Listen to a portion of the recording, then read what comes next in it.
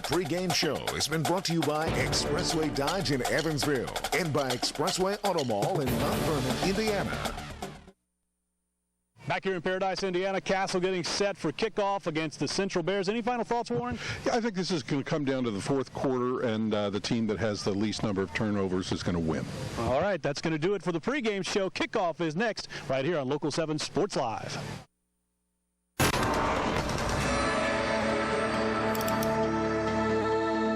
The Local 7 Sports Live Game of the Week is brought to you by Expressway Dodge in Evansville, Expressway Auto Mall in Mount Vernon, Indiana, and the United States Marine Corps. The few, the proud, the Marines. On the Central Bears, 3-0 Castle Knights against the 1-2 Bears.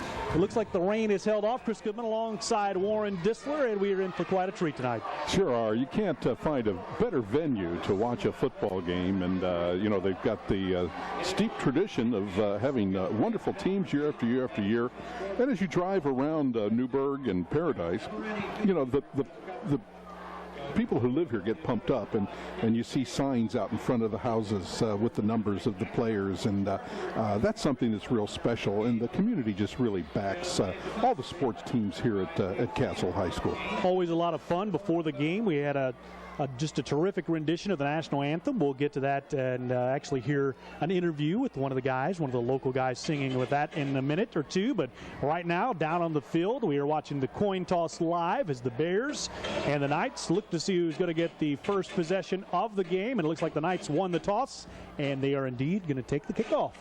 No breeze to speak of. The flag is limp, so I don't know that there is really an advantage to defending the north or the south end zone. But, you never know. With weather coming in, it could become a factor. But right now, it's just purely a guessing game. Absolutely. Castle has been terrific this season, 3-0. A win at Terre Haute North, 44-0. They beat New Albany 45-0. They won at Boise last week, 59-20. Certainly putting up great numbers here in the early going. And New Albany was up at Lucas Oil Stadium. That's a big win up there. And, that was the revenge tournament, as they call it. New Albany, a pretty good team a year ago, but I think that they graduated a ton of seniors, whereas the Castle Knights, last year, you could see that there was an impetus of something special that would probably happen this season. And so far, through 3 games, it's happened. As you said, last year, Castle 6-7, but they made it all the way to the regional, where they lost to Bloomington North 21-17. Not bad for a team that finished the regular season, I believe, 3-6. Is that right? Yes, and when you get up to that level, when you're playing Bloomington and Columbus and some of the schools that are on the south side of Indianapolis, like Perry Meridian and such, it gets really tough. I think you're going to see that across the board. I think a lot of our regional teams will do well through the regionals. Semi-state, it gets really difficult. Ready to get underway is Central set to kick the ball off. That is Jacob Anderson, and we are underway here from Paradise, Indiana, out to the 30, maybe the 35-yard line as Castle returns it early. Dylan Deputy. Well, they kicked short, and as a result, Central's going to have, or Castle's going to have excellent field position at about their own 32-yard line, and now we're going to get a look at this team that's just amassed a lot of points in the first 3 games of the season. Mitch Gillis, the quarterback, had a great week last week. He's had an outstanding season, 241 yards passing last season. But this team can also run the ball. First play of the game from the 31 for Castle as Gillis goes under center. And it's a handoff. And up the middle for a couple of yards.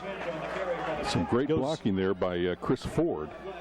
Opened up the hole, but some linebackers slid across and were able to pick it up. I think the tackle may have gone to Avion Sullivan.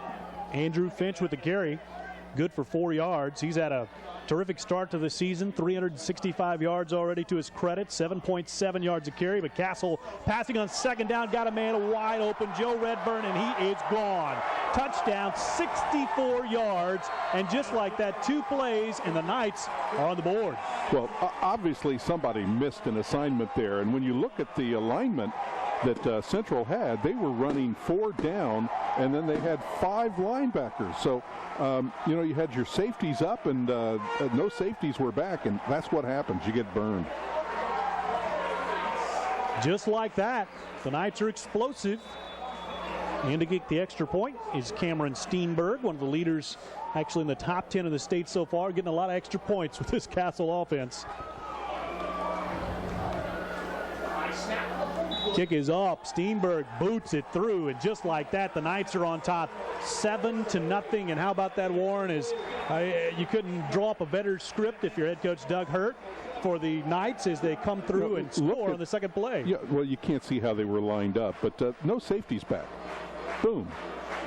There was one safety over there in coverage, and you could just see, I'm not even going to bother to chase after him. It's a touchdown written all over it. Castle strikes first. Just underway here from Paradise, Indiana, and you got to like it if you're Coach Doug Hurt. Cameron Steenberg coming on to kick it off after knocking that extra point through. He, by the way, is 3 for 4 on field goals this year. As long a 32-yarder, but 19 of 20 on extra points through 3 games. That kind of illustrates how potent this offense has been for Castle. I always felt that playing here at the field at Castle is worth 7 points to the Castle Knights, year after year after year. It'd be interesting to see if this the rake or the crown of the field comes into play with the Central Bears. Steenberg set to kick it off. Knights on top here 7-0. Scored on their second play of the contest. And we can expect the long and deep kick all night long, and it's going to be fielded at about the 3-yard line.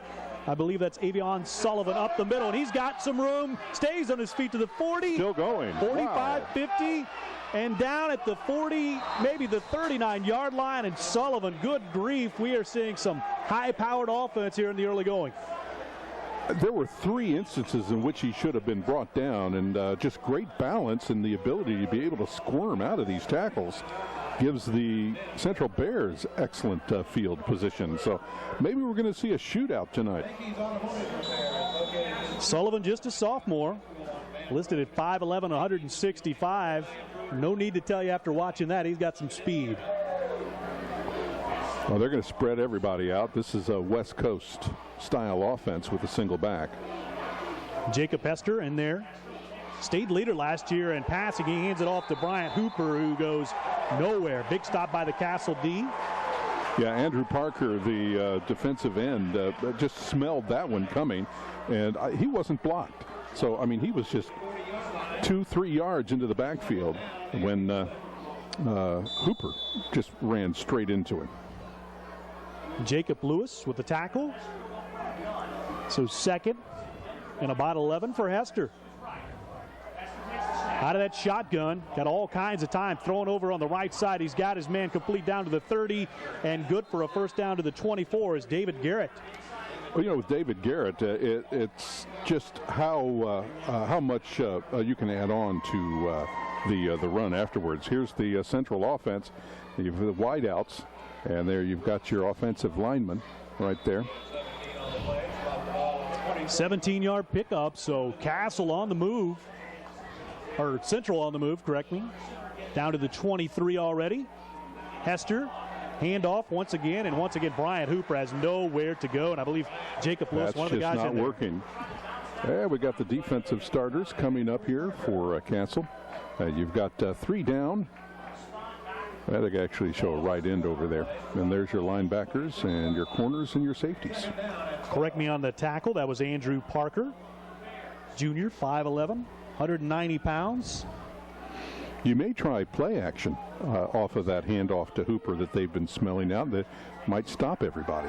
Second and about 12. Hester sees something he likes, goes for the end zone, and over the head of Trevor Ferguson, but looked like he might have had him and probably got a little bit too much air under that one. Yeah, Ferguson had 2 steps on the closest defender. Had that ball dropped down, he could have gotten that, and that would have had 6 written all over it. Third down and 13.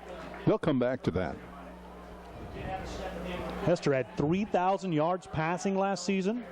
Last week in a loss to Wrights, 334 yards through the air. This team could certainly put it up. Hester out of a shotgun, needing 12 this time.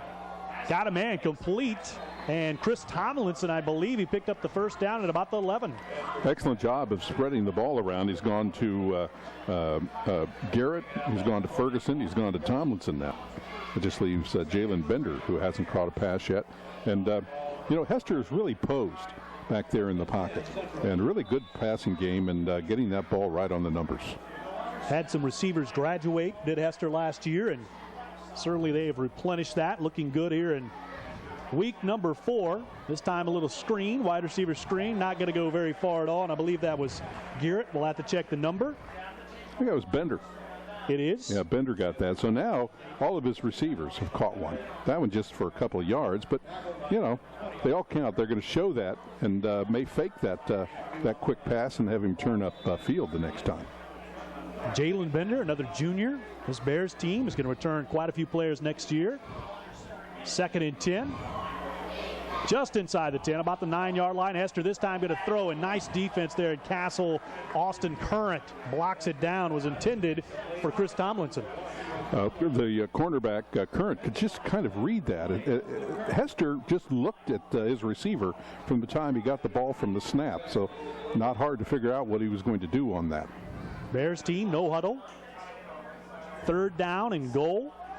Or actually 3rd down, and they can get a first down just inside the 2-yard line. Hester drops back, throwing across the middle, and it is intended this time for David Garrett, but it is off his hands, incomplete, brings up an interesting 4th down. Well, if this was a NFL game, we could argue that ball should have been caught. But we're operating at 2 levels below the NFL, so a little tricky. Just let him a hair too much. Let's see it again. Hester had a streaking Garrett. Nice defense on the play from Castle. Jace Talbert Bartley, and look at it here. It is Central going for it on 4th and goal. Yeah, you can't draw them off sides here. That's not going to do you any good, so this is a real go for it here. Hester dropping back, all kinds of pressure, throws to the end zone. He was pushed, yeah. Had Garrett, and Garrett indeed was pushed that time. And I believe that's going to give a new set of downs. Braden Sims pushed him. It really didn't have anything to do with whether the pass would be completed or not, because it was thrown way over the receiver. And they may try to argue that, but no, he pushed him. It is indeed pass interference. It's an automatic first down. Bears on a crucial 4th down here early in the contest, if you can call it crucial. Let's look at it one more time. We're going to see this, and you can see he comes in, he gets a push. Well, we couldn't, it was out of the frame, but he just pushed him a little bit. 1st and goal on the 5. This time it's the pitch to Bryant Hooper. There's another flag. And another flag flies, so we'll have to wait and see what happens on this one. That was thrown from the line judge way over on the other side of the line of scrimmage. So my thinking would be that it would be a clip or a block in the back or a hold. So instead of first, but that's just about every option it could be. So, yeah, it's a hold. That's unfortunate. Those are drive stoppers, those holds. Going to back the Bears up, just like when it looked like they had captured some momentum, all the way back to almost the 17-yard line. And the bad news for head coach Andy Owen's team is they're going to have to score a touchdown here in a couple of plays. Yeah, because it was goal to go after the last penalty. So Hester once again out of the shotgun, and as you said, all spread out, looking to his left side, then going across the middle. Got a man, and it is incomplete. Trevor Ferguson took a hit, upended, nearly 6 for the Bears. Yeah, Austin Warren, the safety, free safety, coming over there and planting to shoulder the back of the receiver as he went airborne. Well, we should see the receiver fly through the air here. All the time in the world, just couldn't hang on to it. I'll tell you what, Hester is putting the ball into catchable situations, but when you're being upended like that, it's really hard to hang on. And got a lot of zip on that ball. 2nd down and goal for the Bears after that big holding penalty. Hester out of the shotgun. May see a screen of sorts. Got to get rid of it. He's got a lot of pressure, and instead he is going to be tackled in the backfield. John Beckner comes in for the stop. Yeah, he's the weak side linebacker, which means he will be playing the side that's closest to the sideline every time.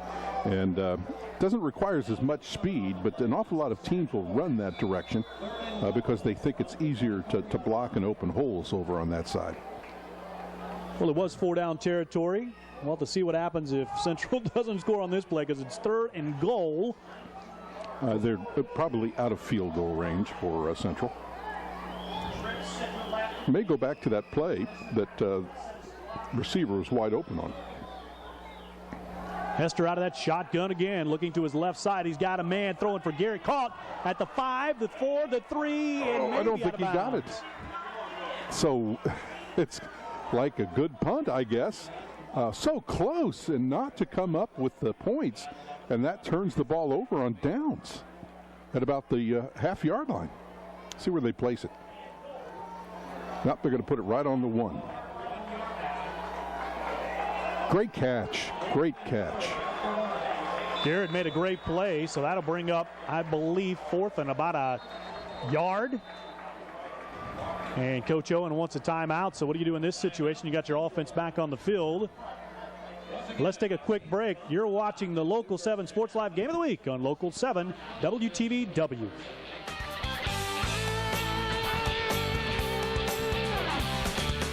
In the market for a new truck, Expressway Chevrolet Buick GMC will be your first and last stop. For the largest selection of new trucks in the tri-state, 0% financing up to 72 months, and always guaranteed lowest prices on all new trucks. New 2011 Chevy Silverado or GMC Sierra regular cabs, your choice, just $13,990. New Silverado extended cabs, only $14,990. Or new Silverado crew cabs, only $17,990.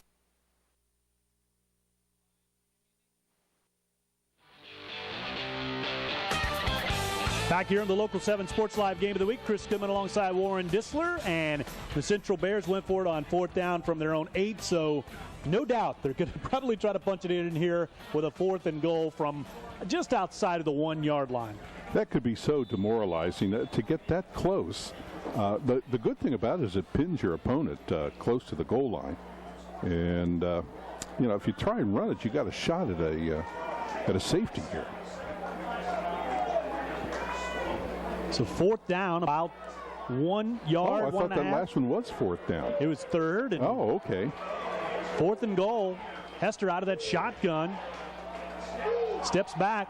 He's going to throw to his right side, and it is blocked down, and I believe that was Current with his second big deflection of the first quarter. Well, Hester is really looking directly at the intended receiver.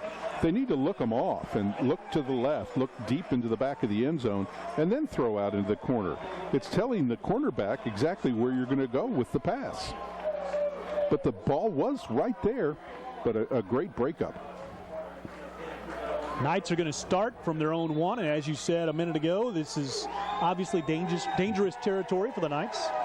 Well, what I tweeted is still true then. I tweeted that they turned the ball over on downs at the 1, so that was a prophecy. They get some running room here. Up the middle, Gillis for a couple. Trying to give the quarterback some room so they can go back to that shotgun and show off this illustrious offense. Some great just head-on, straight-on blocking there by the Castle line. Gain of about 3. Knights need to get to just about the 12. 11 and a half maybe. Gillis under center. Going to hand off through to DeAndre Andrews. I couldn't get it out. That's a mouthful. Well, I've made my one mistake for the season. I thought that pass play came up a yard shy and that was 4th down. So, you know, actually that was, now that we look at it, I believe that was Finch on the carry. Mm-hmm. Yeah, Andrew Finch comes in and spells DeAndre Andrews and has really amassed some good yardage. So this time up the middle once again. A couple of yards for the Knights, trying to get some space and doing it pretty effectively here, as I believe they picked up the first down, and that'll get a new set of downs for the Knights. Does not bode well for the Central Bears if Castle can pick up 3 yards anytime it needs to, just by straight ahead power blocking. So from the 15, Castle leading here 7-0 on the strength of a Gillis to Joe Redburn 64-yard touchdown pass. Trying to add to that. Little screen. Bubble screen. Bubble screen is complete. Flags fly, so we'll have to wait and see what happens with this one. But the pass is complete to Cameron Paris, and this one may be coming back, Warren. I would think so. It's going to probably be a hold again. I didn't see anything, but the official that threw the flag was right there. You're absolutely correct. It is a hold. So that'll mark the ball back from the spot of the infraction. So nullifies a pretty good gain for the Knights. Here's an interesting question for you. It's totally worthless as far as the game goes. Do you think if you were to sign 5 World Championship sumo wrestlers to an NFL contract and suited them up and brought them in at a 3rd and 1, that they would be able to be effective in allowing a 1st and 10? Certainly wouldn't be easy getting by them. No, but that's what they do. I mean, their whole sport is based on moving forward and pushing the other guy back. Now, you wouldn't let them wear those little steel spikes, you know, in the diapers. You have to put them into a regular uniform, but I always wondered about that. So the Knights move back. It'll be 1st and about 15 now for Gillis and company. On top here, 7-0. Nobody in the backfield. Now he's going to come back into the shotgun. And these Knights have it completely spread. This offense is exciting. There's a quarterback draw. Gillis going to get to about the 11-yard line. That's a Tim Tebow play right there. Spread them out. And find a place to run. So 2nd down. Hurry up offense. Knights trying to get back up to that line. Yeah, right now Central's a little bit confused on their defense. Gillis this time with a pitch. Oh, they nice stop there. High-low. And they caught Finch by the ankle and trapped him, and then they came in and finished him off. I didn't see which linebacker got him. John Mark Anderson with the carry as Castle continues to shuffle new backs into the backfield, much to our dismay and confusing us just a little bit here. Gotta like this Knights offense, though. Very impressive as they move the ball, even though they have a long 3rd down here. John Mark, one of the returners for the Castle Knights on punts and kickoffs. Gillis pump fakes, going deep, got his man, and it's off the hands of John Mark Anderson after the carry. Fails to come up with that catch, and that could have been 6. Got the hyphenated name there, which means you can't just call him John, or you just can't call him Mark. You have to call him John Mark. And he was wide open. Beautiful. Just right off his fingertips. Beautiful pass. Always tough to catch those in stride. The ones that seem like the obvious ones are sometimes the hardest. And that'll bring up a punt formation. And the Bears could have great field position here. Good rush. Almost got a hand on it there. Fielded on the run by the Bears. That's Trevor Ferguson. He's going to have it inside the 30, so down to the 29-yard line. Bears got to like the starting field position here. Well, Central's shown the ability to be able to run and to pass, more passing against this Castle Knights defense. So they've got excellent field advantage where they're placing the ball right at about the 30-yard line, 29. I think that the momentum has maybe switched a little bit in favor of Central. Bears got it down to the 1 on their first drive, but they were denied by the Knights, and there's drew him offsides. Going to be a little offsides call on the Castle defense, most likely. Could have been on a cadence, stated a cadence that is a little bit off from what they normally hear. It's a quick 5 yards. Then opens up a lot of possibilities here. This is where a play action would work for you. Of course, they do not run a tight end. Central doesn't, so they've got 4 or 5 wideouts at all given times. Screen. 1st and 5, and Ferguson once again catches the pass from Hester, gets a couple, so that'll bring up a 2nd and very short. And as you were talking about, this could be the situation where you might see a little play action. Well, great stopping there. It's Jace Bartley coming in and finishing off, but the Castle line just stood everybody up. Game's going to continue to go pretty quick if both these teams avoid huddling up, and that has been the case so far. And not work the clock, too. Hester going to hand off, and going up the middle is Hooper. gets that first down and more. So the Bears have a new set of downs. Hey, be sure to join Drew Hammond and Doug Kuffner on Local 7 News following tonight's game for Sports Live First. It's your first look at scores and highlights from high school games across the Tri-State tonight, and I believe we have quite a few. We'll get some scores in a minute, but Central with the hurry-up offense. Hester drops back, throws across the middle, and once again he hits his man Ferguson, who's seen plenty of work. Yeah, almost coughed the ball up there on that completion. And what I'm seeing for Castle is they're adjusting their linebackers and safeties. Right over the center. It's thrown behind him, grabs it, boom, boom, boom, gets hit. And look, that ball fell out of his hands. And they did call it a completion. About 7 or 8 yards on the pickup, so that'll bring up a second. And let's call it 2 for the Bears. Hester once again, quick toss over to the right side. This time it's complete to Tomlinson, who is down to the 1 yard line. That's good for a first down. And once again, the Bears threatening to punch it in. Got a magnet to the 1 yard line there. This is a third time that they've visited the 1 yard line. And you cannot tackle by grabbing someone's jersey. It just doesn't work. Not going to take a lot of time here. Hester under center. He's got Hooper in the backfield. Sneak it in is what he should do. And it's the handoff to Hooper, who's drilled in the backfield. Loss of 1, maybe 2. Yeah, every time he's touched the ball going straight up between the tackles, he's been thrown for a loss. Was able to get a 2 or 3 yard gain when he went wide one time. Big Jake McCandless, another junior here for the Knights with a stop. But the Bears ready to go again. No huddle once again. 2nd and goal. Hester this time looking to throw. He's got Tomlinson. It is incomplete.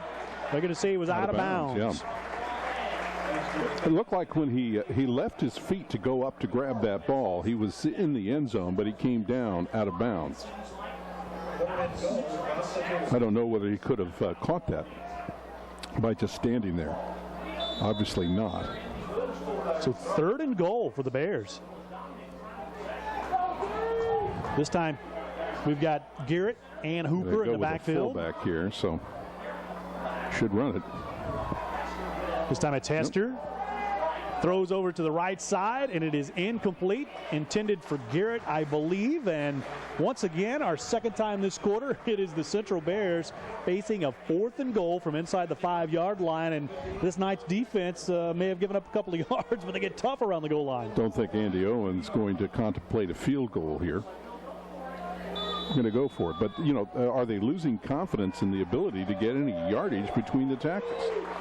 And when you get down to the 1.5 yard line, well, they were at the 1, they're at the 1.5 now. You never run wide. 4th and goal for the Bears. They need about 1.5 yards. Handoff to Garrett, left, and this time Garrett punches it through, and it is 7-6. 1.5 yard touchdown run for Garrett. Yeah, they stacked an H-back and a fullback and staggered them off to the left, and were kind of signifying that they were going to go off left tackle. And the runner has a choice of either following the blockers, cutting back in behind them, or going wide. Saw a big opening and was able to squeeze through there, and we've got a tie ball game. Not yet. Always get away for that extra point. Always a little more interesting in the high school level. Sometimes very interesting on the college level, as we've seen. So the extra point for the Bears could knot it up. Jacob Anderson, and to do the honors. And the kick is up. Looks good. It is good. All knotted up at 7 apiece here from Paradise, Indiana. Let's take a break. You're watching the Local 7 Sports Live Game of the Week on Local 7 WTVW. Have you heard the news? Logston's Restaurant in Boonville is Warwick County's hidden gem. From the moment you walk in the door, you'll know this isn't your average restaurant. Comforting environment for the whole family, with food as beautiful as the dining room and as good as the service. After a great meal, head on over to the Back 40 Bar, where you'll find all the comforts you can't get at home, with live music every Friday and Saturday. Warwick County's hidden gem, 1 mile east of downtown Boonville on Highway 62, Logston's Restaurant. Back here on the Local 7 Sports Live Game of the Week, as you see the Knights and the home turf here tonight, but all tied up 7 apiece. Let's check in with Warren Dissler. He's got a couple of scores from around the area. Not much underway, but a couple of games, a couple of partials. I've got our score, and I've got Forest Park pounding Crawford County 21-0 in the first. So the Bears set to kick it off after scoring on a 1-yard touchdown plunge from David Garrett.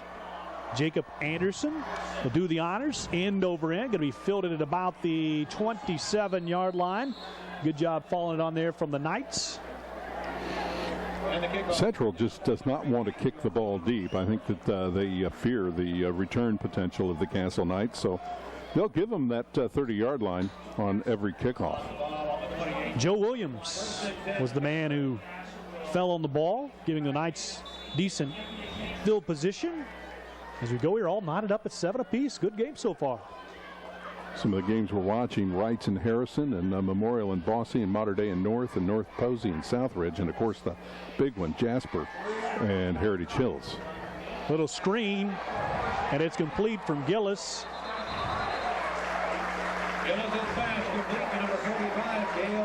And that is complete to Gail Cross, senior into the game. Gets well enough for a first down as the Knights move the chains once again.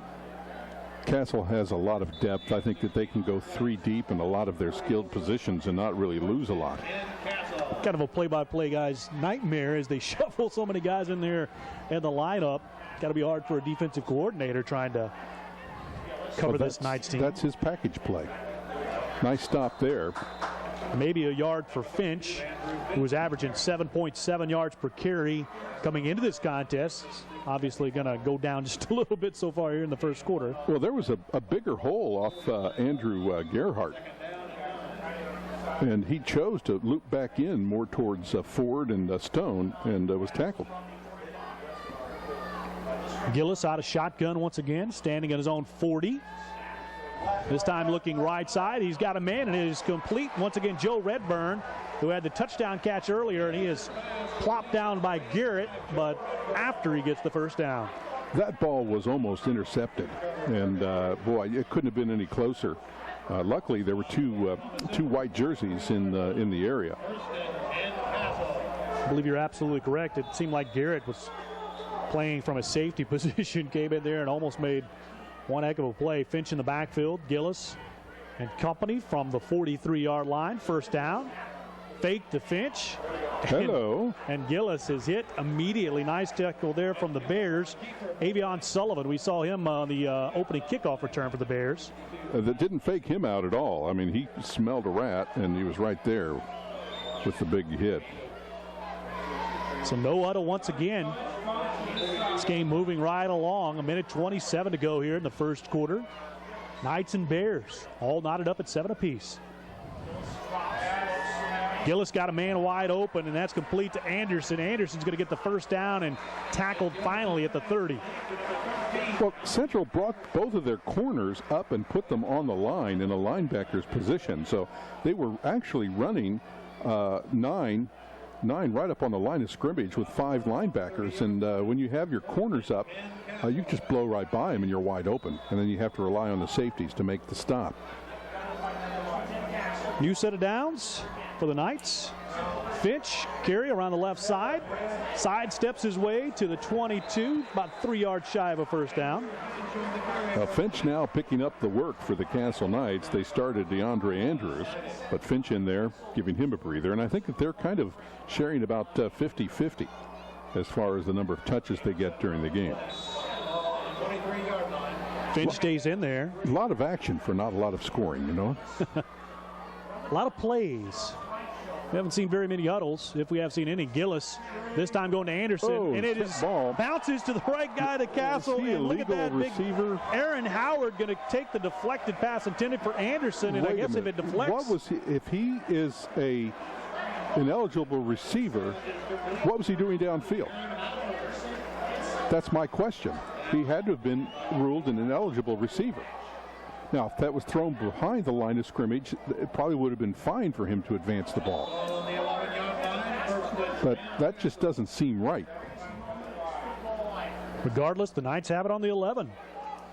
1st and 10.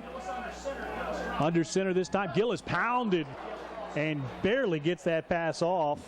Incomplete. I wonder if we have a replay of that. Gil Cross, the intended receiver on that play, and that time the Bears defense got a good surge.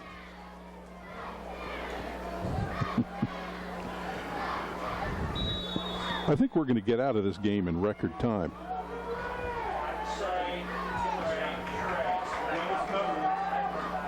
So 2nd and 10 for the Knights. Gillis looking to the right side. Got his man at about the 7-yard line. That is a pickup of just a couple, I believe. Joe Williams with the catch. Joe Williams amongst 3 defenders. They had Sullivan there, Ferguson, and Fuchs. And was able to put that right on the numbers. Clock still ticking. Can the Knights get off one more play? 3 seconds. 2. They do get off the play, hand off to Finch, and they probably wish they wouldn't have got that one off. Lost a couple. Big stop there, and Finch, as soon as he got the ball handed off, he looked up and boom, he went down. So we're all knotted up at 7 apiece as the first quarter comes to a close here from Paradise, Indiana. We're going to come back with the second quarter. You're watching the Local 7 Sports Live Game of the Week on Local 7 WTVW.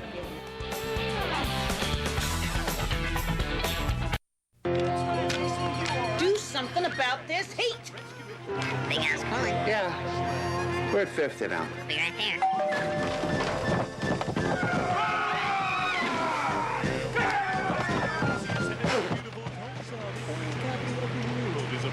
This fella sure we're fast. Call Broerman & Sons to meet your comfort needs. Broerman & Sons, professional service with a personal touch for more than 20 years. We're having a monster of a model year-end clearance at Expressway Dodge, Chrysler, Jeep, and Ram. Save up to $10,000 on new Ram trucks or use 0% financing for 72 months and get a free Hemi engine. New 2011 Ram 1500s as low as $15,677 or a new 11 Ram Quad Cab just $17,990 or use 0% financing for 72 months. Hurry while the new 2011 models are still in stock at Expressway Dodge, Chrysler, Jeep, Ram in Evansville.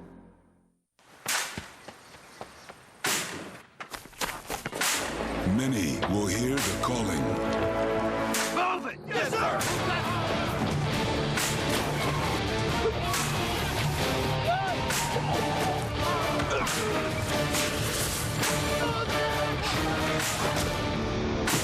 Few will earn the title United States Marine. The few, the proud Marines. Hunting for a great deal? Set your sights on Expressway Jeep in Mount Vernon, Indiana for the very best deals on program cars in the entire tri-state. Like a 2010 Town & Country for only $14,990. 0 down, just $219 per month. 2010 Dodge Avenger or Chrysler Seabrings as low as $11,990. Only $179 per month. A 2010 Jeep Grand Cherokee Laredo 4x4, $18,990. Just $279 per month. Aim for the largest selection and the lowest prices at Expressway Jeep, Chrysler, Dodge, Ram in Mount Vernon, Indiana. Back here on the Local 7 Sports Live Game of the Week, Castle has got Cameron Steenberg in to attempt a field goal. Trying to take the lead. 27 yards away. It is end over end, but it is good. Oh, that ball did not turn at all. It just sailed and hit the lower left-hand corner. They all count. It just wasn't a real pretty catch. So that makes it 10-7 Knights. Let's go down to Pat Clark, who has a special guest.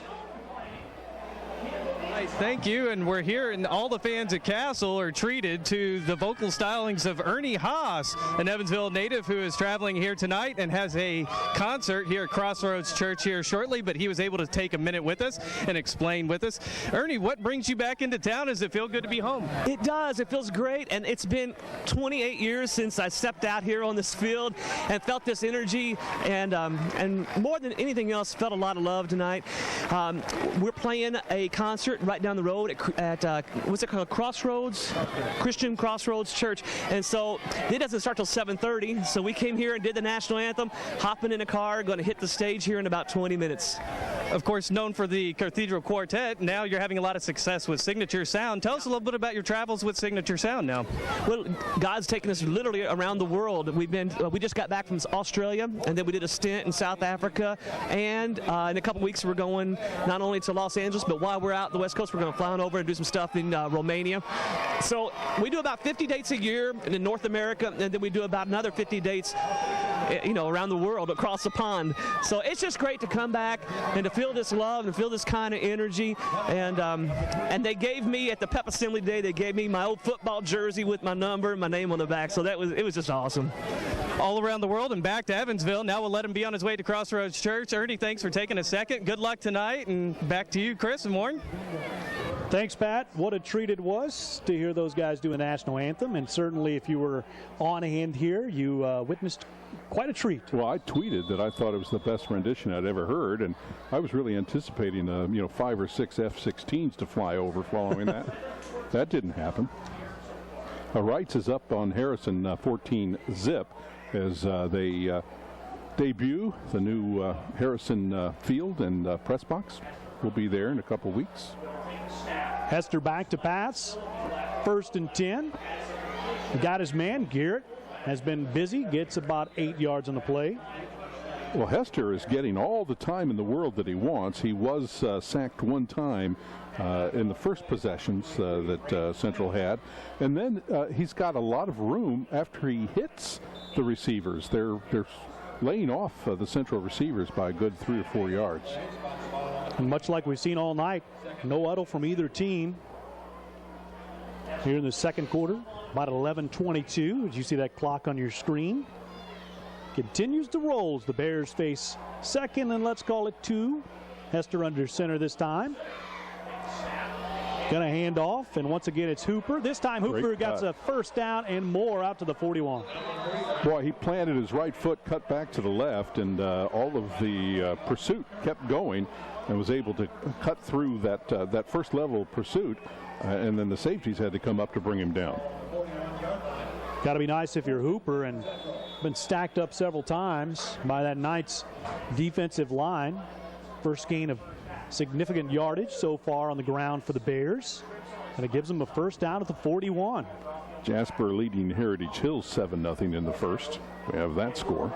Going back to Hooper, and this time tripped up in the backfield. In there on the stop is John Beckner for Castle.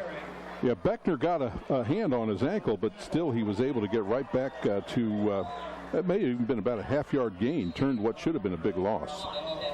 42-yard line. Second down. I have not seen any play action for Central yet. Got a brief equipment timeout on the field, trying to fix a face mask, I believe. And I believe it was Beckner. Now watch how their safeties and their linebackers adjust. Hester under center again. Bears opted to do the shotgun quite a bit in that first quarter and giving the Knights a new look.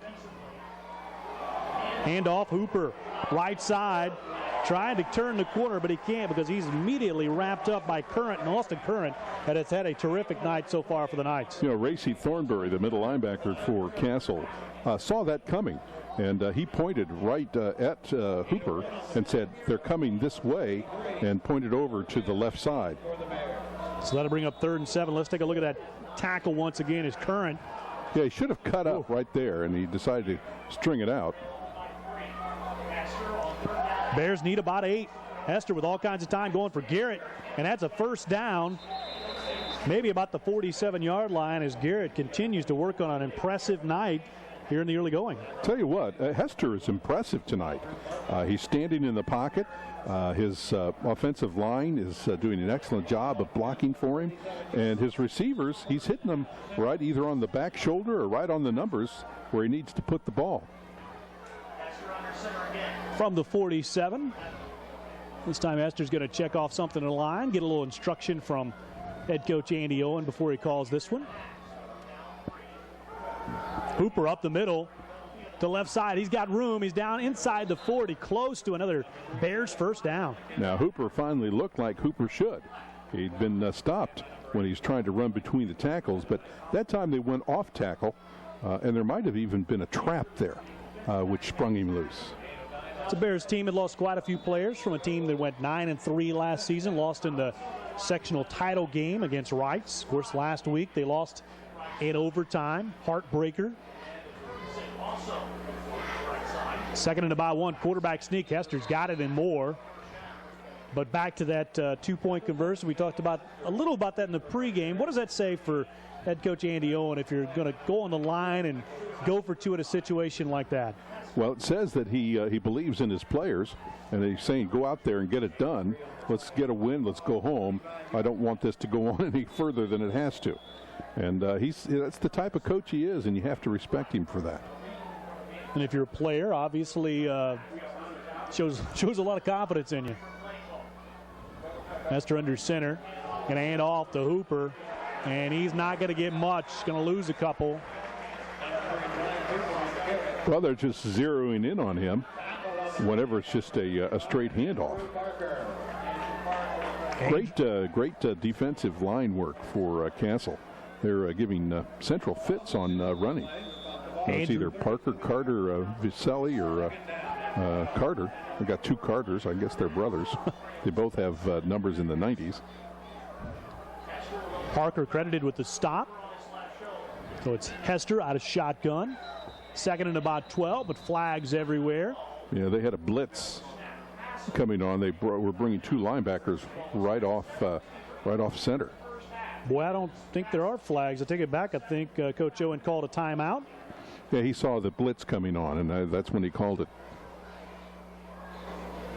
All right, let's take a quick break. You're watching the Local 7 Sports Live Game of the Week on Local 7 WTVW. In the market for a new truck, Expressway Chevrolet Buick GMC will be your first and last stop. For the largest selection of new trucks in the tri-state, 0% financing up to 72 months, and always guaranteed lowest prices on all new trucks. New 2011 Chevy Silverado or GMC Sierra regular cabs, your choice, just $13,990. New Silverado extended cabs, only $14,990. Or new Silverado crew cabs, only $17,990. We will not be undersold. Get to Expressway Chevrolet Buick GMC in Mount Vernon, Indiana. Back here on the Local 7 Sports Live Game of the Week on Local 7 WTVW. Bears, as we left it, faced with about a 2nd and 12 here in Paradise, Indiana, trailing 10-7 to the Castle Knights. And Wrights leading Harrison now in the first quarter, 14-0. And Forest Park, who didn't even have a varsity football team, I think 4 or 5 years ago, is up over Crawford County 21-0. Hester going for it all, going to the end zone. He's got a man, and there's going to be an interference call on that. He was throwing it to Chris Tomlinson, and it looks like the Knights are going to be waived for interference, and that's going to move the Bears a lot closer. In that instance, normally you get interference called when you're not watching the ball and you're just getting in the way of the receiver. I'd like to see this one again. In fact, they're talking it over. It may have been that the person who was closest to the play may overrule the official that threw the flag. Castle head coach Doug Ertz shaking his head on the sidelines. Obviously not a big fan of that call. Looked like it was underthrown, obviously, because Hester took a serious hit. Let's watch it again. Look at it here. Well thrown ball, and just right into a covey of Castle players. I didn't see any interference there.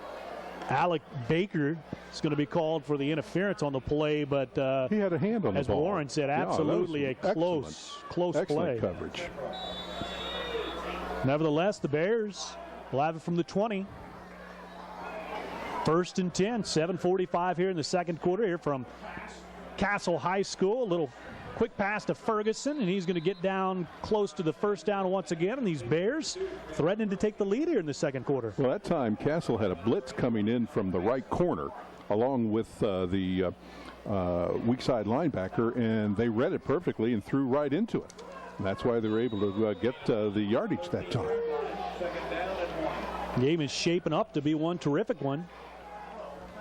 Hester hands off to Hooper, and that Castle defensive line is strong this time around. Hooper's becoming a night magnet. I mean, wherever he is, there's 2 and 3 blue jerseys converging on him. Grant Carter, Andrew Parker in there on the stop. We called their name a couple of times tonight already. I tell you what, he might be open for a center screen off of play action. And let him through and dump it down to Hooper and let him run. 3rd and about 3. Bears got to get it down to the 12. Hester, play action, throws for Tomlinson, and that ball bounces, and almost picking it off for the Castle Knights was Austin Warren. If he had, he might have been gone. That was like pinball. The ball bounced high in the air, and that's the second time that ball's been airborne like that. You don't see him bounce that high in the air, and fortunately for the Bears, Austin Warren couldn't handle it. And if he would have, I think he might have been gone the other way for 6 for about 85 yards. Instead, another 4th down and 4, and Coach Owen, instead of going for that field goal, may want to try and draw him off sides here. Hester drops back. Go to the left side, got his man, and that is good for a 1st down. Nice pass over to Ferguson. And we've called his name several times, and the Bears looking terrific here on the short passing game.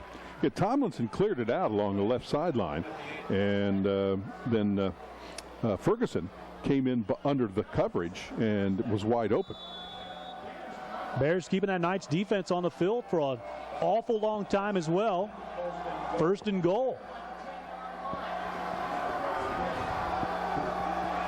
Hester going to the end zone for Tomlinson. That ball, I believe, was tipped at the line, and it sails over the head of Tomlinson. I think it was Vicelli that got a hand on it. And Castle's excellent job of getting past the central line and into the backfield. But yet, when Hester goes back to pass, he has the greatest protection in the world. It's kind of like the Colts. Here goes Hester. 2nd and goal for the Bears. Hester this time quickly to the right side. It's Ferguson to the 5 and drilled at the 5-yard line, and flexing his muscles as well he should is John Beckner, who's had a great first half. Well, Beckner came up and said, "Howdy do," and great tackle. I mean, he just hit him square. 3rd and goal. Hurry up. Should we dare say another 4th and goal after this one? It would be the 3rd time. That's the way the game's been played. The Bears have faced that, but right now it's 3rd and goal. Obviously 4-down territory. This time Hester going to the wrong man. It's picked off, I believe. And dropped.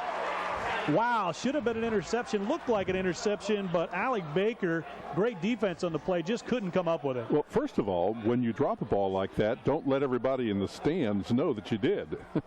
Here he goes again. Because I thought he had it. Right there. He goes down. See, nobody would have seen that.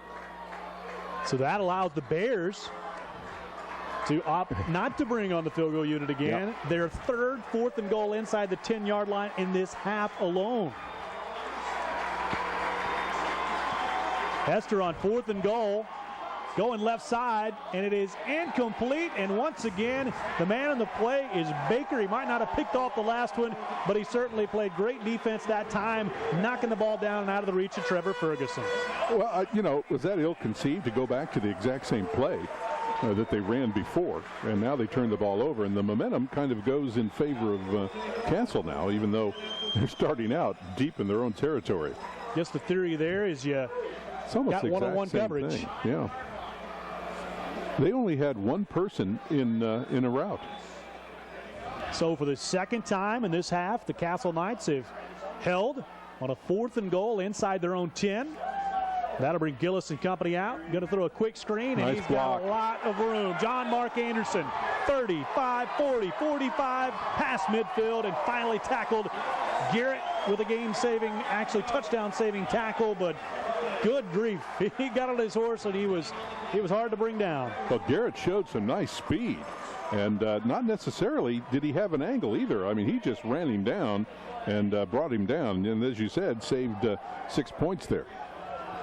But that was a great pattern. I mean, that was just the block that set that free was amazing. There's a flag on the play. Uh-oh. So hold up a bit. They're backing up. It's going to be a hold, I guess. Didn't get a chance to see that flag, I believe, from where the Knights bench was standing. A couple of those guys running on the field trying to see if it was a touchdown, and we're going to have to wait and see what that call was. Happened about 10 yards downfield. So it was after the completion and after the block. There probably may have been a clip.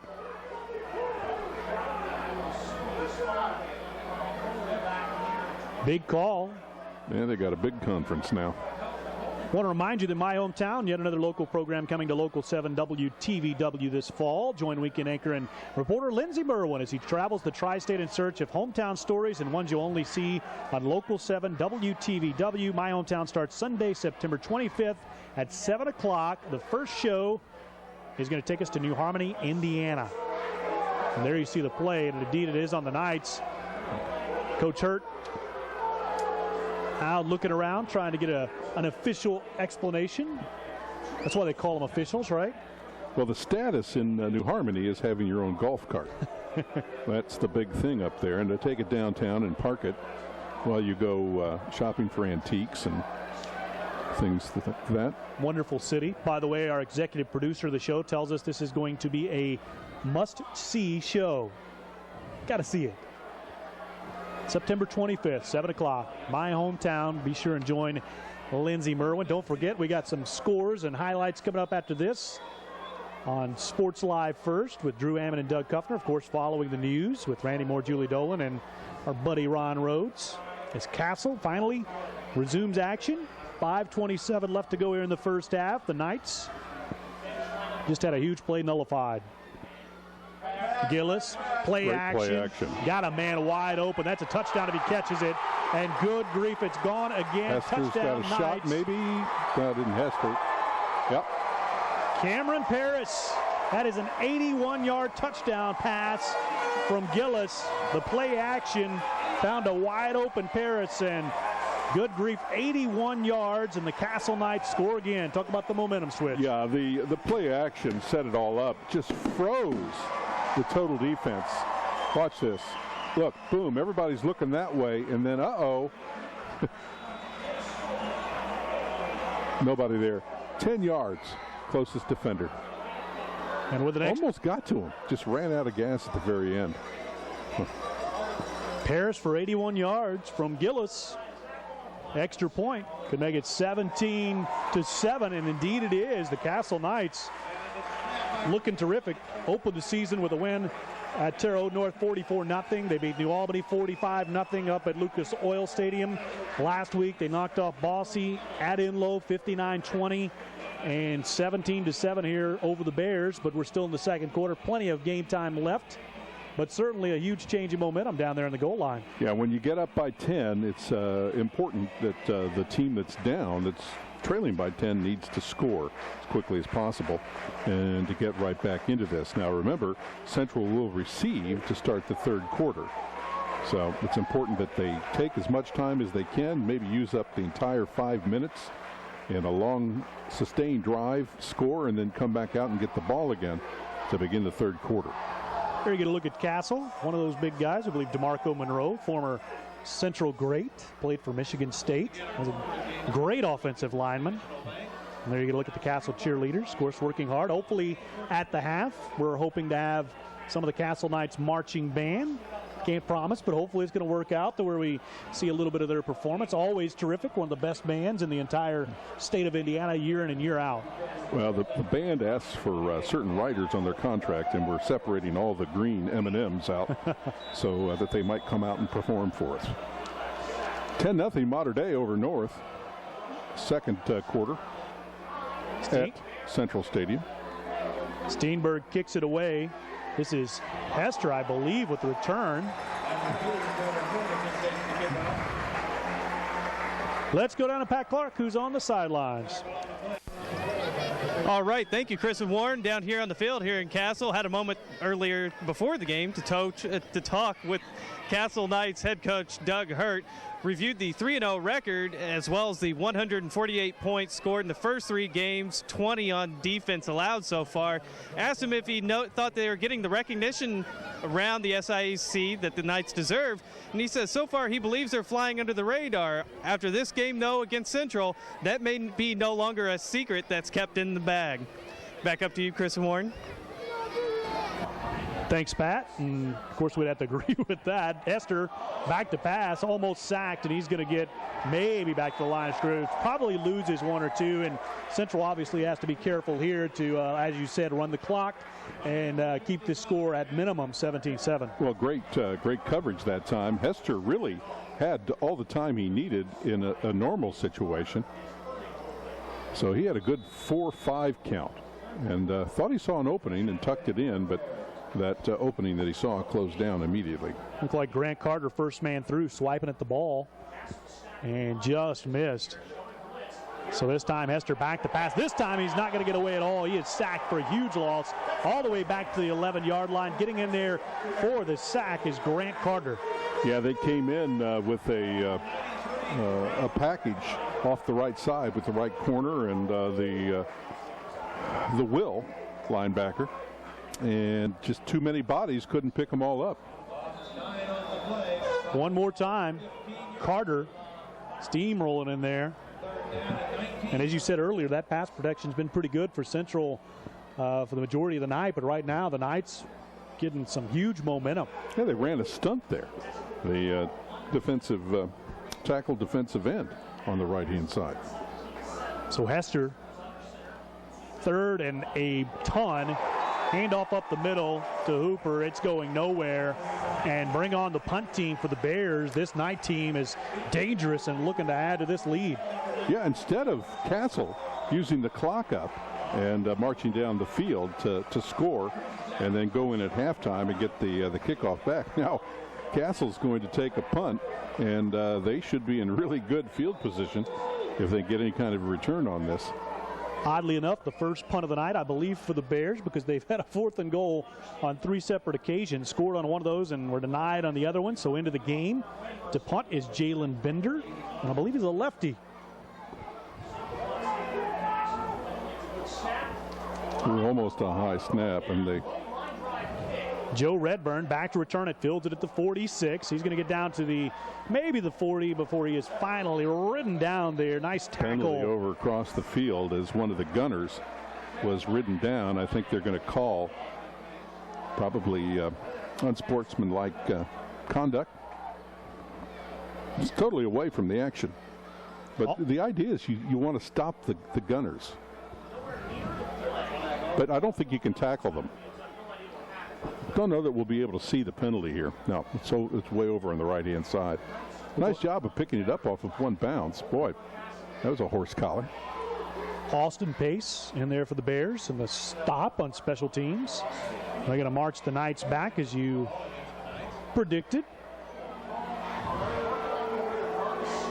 And instead of having it at the 46-yard line, Castle is going to have it back at their own 44. So a 10-yard penalty is obviously probably doesn't mean a whole lot considering the potency so far of this Castle offense.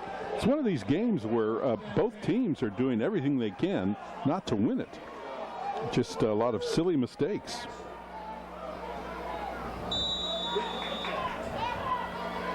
So Gillis, this time the handoff to the 45, the 47 goes Andrew Finch. Well, Castle's going to have to put the ball in the air if they're going to score in 2.5 minutes. Central can let them pick up 3, 4, 5 yards a pop if they keep it on the ground. Noetto has certainly been effective for Castle here early in the season. Sporting a 10-point lead here as Gillis goes back looking left side. He is indeed going to throw for Anderson, and it is just dropped at the 19-yard line. Anderson wanting a penalty, I think, on the play, but boy, right there. There was no penalty there. He should have caught it. That's what he should have been asking the official about. Hey, I should have caught that ball. Believe we saw a similar situation in the first quarter on the far sideline with Anderson where he had a ball almost in the exact same spot and couldn't handle it. Let's take a look at this once again. Here's the replay. Now watch. The defender will have a handout, but didn't really interfere with it. Could have been 6. Instead, the Knights faced with a 3rd and about 5 yards. So the Bears could potentially get the ball back. And a timeout down on the field. Yeah, Castle didn't like the way things were lining up. I think they were going to see a blitz there. Let's take a quick break as Castle takes a timeout. You're watching the Local 7 Sports Live Game of the Week on Local 7 WTVW.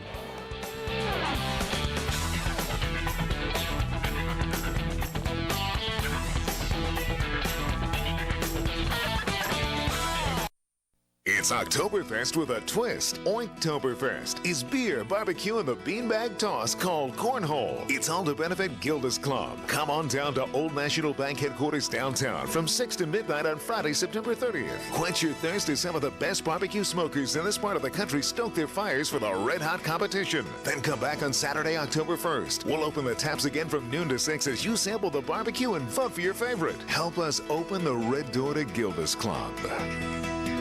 We can help get rid of cellulite.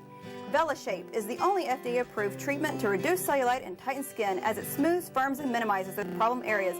VelaShape into a smoother figure at Scholler Center, 401-7900. Moving too fast? Slow down and let us help with Tri-State on the Go. Check your flight, read your horoscope, find a movie, or see if today's your lucky day. Everything you need is right in the palm of your hand. Enjoy your lifestyle with Tri-State on the Go. Back here in the Local 7 Sports Live Game of the Week. Back to action. Gillis goes across the middle on 3rd and 5. Finds his man. Good for a first down. Joe Redburn. Not picking up huge chunks of real estate on these patterns, but they keep the drive alive, and still plenty of clock to work with. 2 minutes. Now you're going to go into your 2-minute drill. Some updates on some scores. Memorial leading Bosse in the second quarter, 21-12. And Wrights over Harrison, 14-0. Mater Dei leading North, 17-0. We'll get you some more scores in a little bit. Gillis, a little inside screen, going to fall incomplete. Flag is on the play. We'll have to wait and see. It was in the backfield for the Knights. And I believe that's on the Bears, but if the Castle fans are any indication, with a sarcastic round of applause. Could be a 15-yarder. Jasper over Heritage Hills, 14-7. And we'll see Heritage Hills at North Posey. That should be a whale of a game. No score on Boonville Gibson Southern yet. Mount Carmel leading Princeton 21-0. Vincennes Lincoln over Mount Vernon 6-0. Washington leading North Davies 14-0. North Knox over Wood Memorial 43-0. All tied up between North Posey and Southridge 14-14. And Southridge, although they lost an opener to Jasper, I think is a fine team. Raiders year in and year out, always competitive. They got great pizza up there, too. They do. Gillis back to pass. New set of downs. Throws to Anderson complete at about the 23-yard line. Tackle on the play from the Bears' Trevor Ferguson. They're in no rush. And both Coach Hurt and the backup quarterback sending out signals. One correct, one incorrect. Finch, the only man in the backfield. 2 receivers right, 1 left, and then goes to Finch, who gets to the 21, maybe before he's finally tackled. Really no hole there for him to run through. And finally just said, okay, I'll just try and bowl them over. He's able to pick up some yardage. Ben Relicky on the stop for the Bears. So we get a chance to see this once again. Bears defensive line has done a good job. There you see Relicky with the stop as we go back to live action. Clock under 50 seconds now. Gillis with a 3rd down for the Knights. Hand off to Finch. He's got some room up the middle, but quickly closed up by a good Bear surge. Maybe close to what he needs for the 1st and 10. If not, it's going to be 4th down. They have to be really careful here. I'm going to bring in some beefier players, I think. A.J. Crowell, I believe, with the stop as that clock continues to run. Castle fans getting impatient, wanting it the Knights to speed things up, but 20 seconds left. And that clock just continues to run down to 17. Not exactly sure what's taking them so long, but it is handoff to Finch around the right side. He's got the first down and more, the 15, 10, 5, and down to the 2. Call a timeout here. And they've got the timeout, but boy, did they use a lot of time there. Probably about 20 seconds off the clock, but it may work out just as well for the Knights. It was also, it was if they knew, okay, we're going to hand off and we're going to get the ball down close to the goal line. We don't have to worry about time. And, yeah, they just, great seal blocks all along the route. And the wideout did a good job of holding up the corner. So that play, well designed and worked exceptionally well. Absolutely. Seemed like Central was looking for a pass and the run off the right side. Big yardage. Let's take a look at some of the games we'll have for you on the Local 7 Sports Live schedule next week. We talked about this a little bit. North Posey hosting Heritage Hills. Both of those teams involved in Slugfest tonight. Not actually Slugfest, but very close contest. North at Memorial on the 23rd. Then Castle at Harrison. South Spencer at Boonville, and Harrison at Boise. The game's coming up on our Local 7 Sports Live schedule. Of course, we're here tonight in Paradise, Indiana, with the Castle Knights lead at 17-7, and the band on the field, and hopefully we won't see one of those Stanford plays. Stanford, who was it, Stanford back in the Stanford, early 80s? USC, or was it Washington? It was one of, the band came out and got in the way. Castle's going to run at least one more play with 6 ticks left. Got 2 men in the backfield. Needing a couple of yards for a touchdown. It's going to be a pass as Gillis goes for the end zone, and well-constructed play. Only took about 3.5 seconds, and that's going to leave the Knights plenty of time to try a field goal. Yeah, they looked like they were going to run it up the middle, and just tried that little pass that is almost impossible to intercept, can only be caught by the receiver. They're going to go for a field goal here. Cameron Steenberg already has a 27-yard field goal to his credit tonight. One of the leaders in the state so far, thanks to this prolific Castle offense. Yeah, you average 40-plus points, you're going to get your kicks. So the kick is up, and it is good. So Castle at the half leads it 20-7 thanks to Cameron Steenberg's 19-yard field goal. Jordan Arterberry in there on the hold, and the Knights so far looking every bit of the team we kind of expected coming into this one, with a perfect 3-0 record. 27. That field goal there to end the half. Kind of devastating for the Central Bears. They'll have to go into the locker room and talk about what they need to do to get back into this game. They're going to touch the ball first to begin the third quarter, and if they score, they can get the score to within 6 if they're successful with a touchdown and a PAT. And I believe we're going to hear from head coach Andy Owen real quickly right before we go to break to see his thoughts. Let's go down to Pat Clark, who asked Coach. All right, here with Evansville Central Bears coach Andy Owen. Andy, the first half, the Owen looked like it had some high-octane power in it right there towards the goal line, though. A little bit of difficulties in the red zone. What are you going to be telling the team here at halftime? We definitely have to punch it in down there. We've blown 2 opportunities to score. Castle's playing good football. We're doing well, too. We just got to punch it in when we're down there. It's a good football game. Excellent. Thank you so much, Coach. Great luck in the second half. Back up to you, Chris and Warren. Thanks, Pat. All right, we're going to take a quick break, come back. Hopefully we'll hear from the Castle Band. You're watching the Local 7 Sports Live Game of the Week on Local 7. WTVW, Castle's up 20-7 at the half.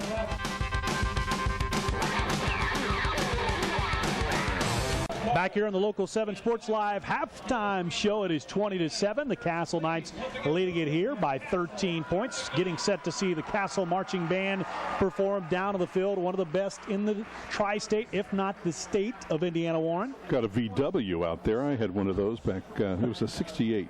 Best car I ever had. Little Beetle.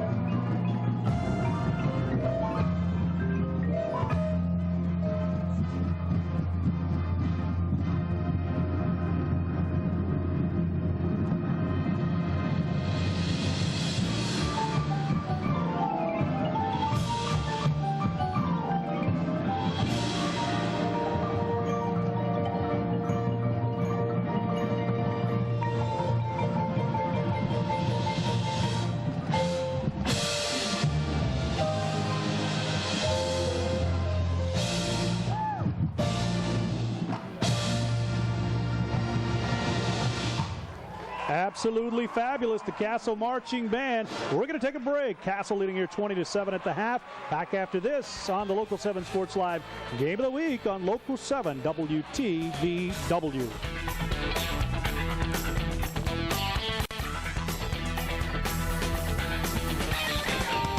Back here on the Local 7 Sports Live halftime show. It is the Castle Knights leading 20-7 at the half as the Castle Marching Band continues to play. Let's go down on the field to Pat Clark, who's standing by with Castle Principal Andy Byers. Pat? All right, here down on the field with Head Principal Andy Byers here at Castle High School. Thanks for taking some time here to talk with us this evening. Of course, watching the football game, exciting tonight, even with the light drizzle going on. And a lot of people are excited about Castle's athletics, but what we want to know is a little bit more about the academic side of Castle High School. Can you tell us what's going on this year? Absolutely. We're continuing on a tradition of excellence in academics with our students. We have a lot of good things going on this year. We're coming off of a state champion math team, academic team. We were the state champions for academic team in math last year.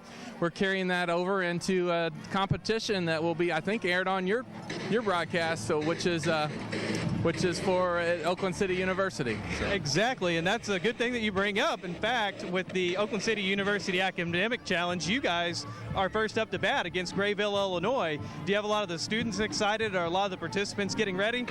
They're very excited. They have a Mrs. Shauna Miller, who's their sponsor. She's working really hard with the kids.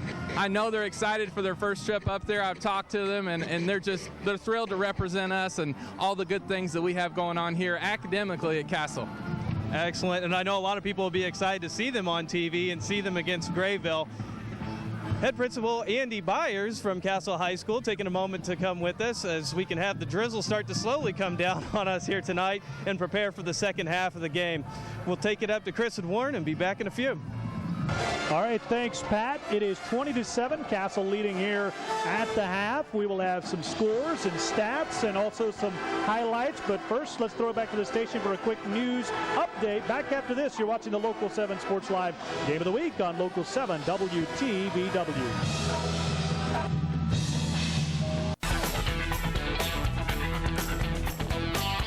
Back here on the Local 7 Sports Live Game of the Week halftime show. It is Castle leading 20-7, and so far a very impressive performance from these 3-0 Knights.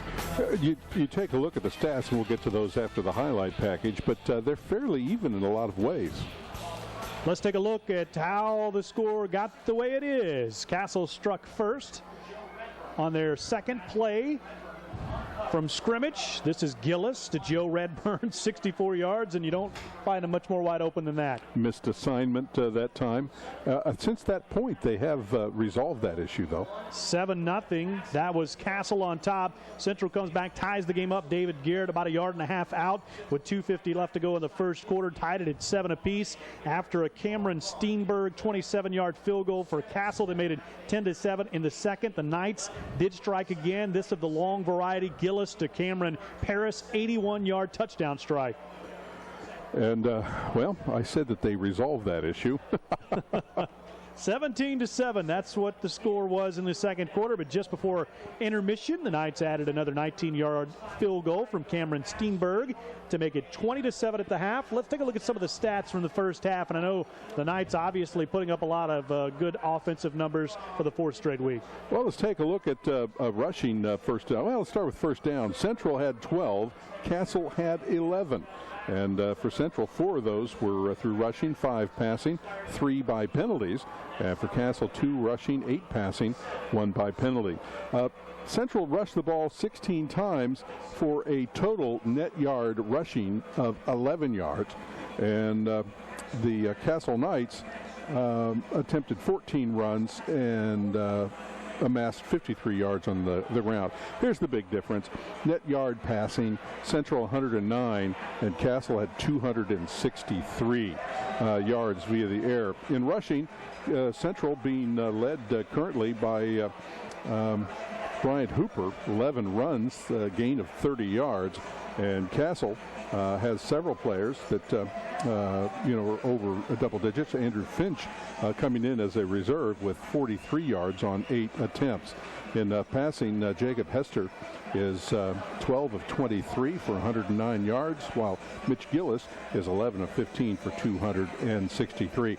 Leading receivers for the Central Bear, David Garrett with 58 yards on 4 catches, and Joe Redburn with 3 catches for a total of 82 yards.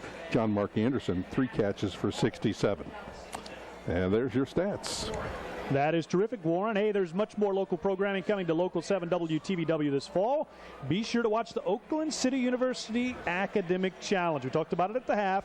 Chief Meteorologist Ron Rhodes will have the best and brightest Tri-State High School students compete in a buzzer-style contest of knowledge and quick recall. 16 teams are scheduled to play, with the winning and runner-up teams earning more than $500,000 in scholarships from Oakland City University. It all starts Sunday, September 25th at 7:30 p.m. as these Castle Knights take on Grayville High School from Grayville, Illinois. Should be fantastic. I need to enter that. I can conjugate Latin verbs. I'm pretty good at that. I'm sticking to sports, buddy.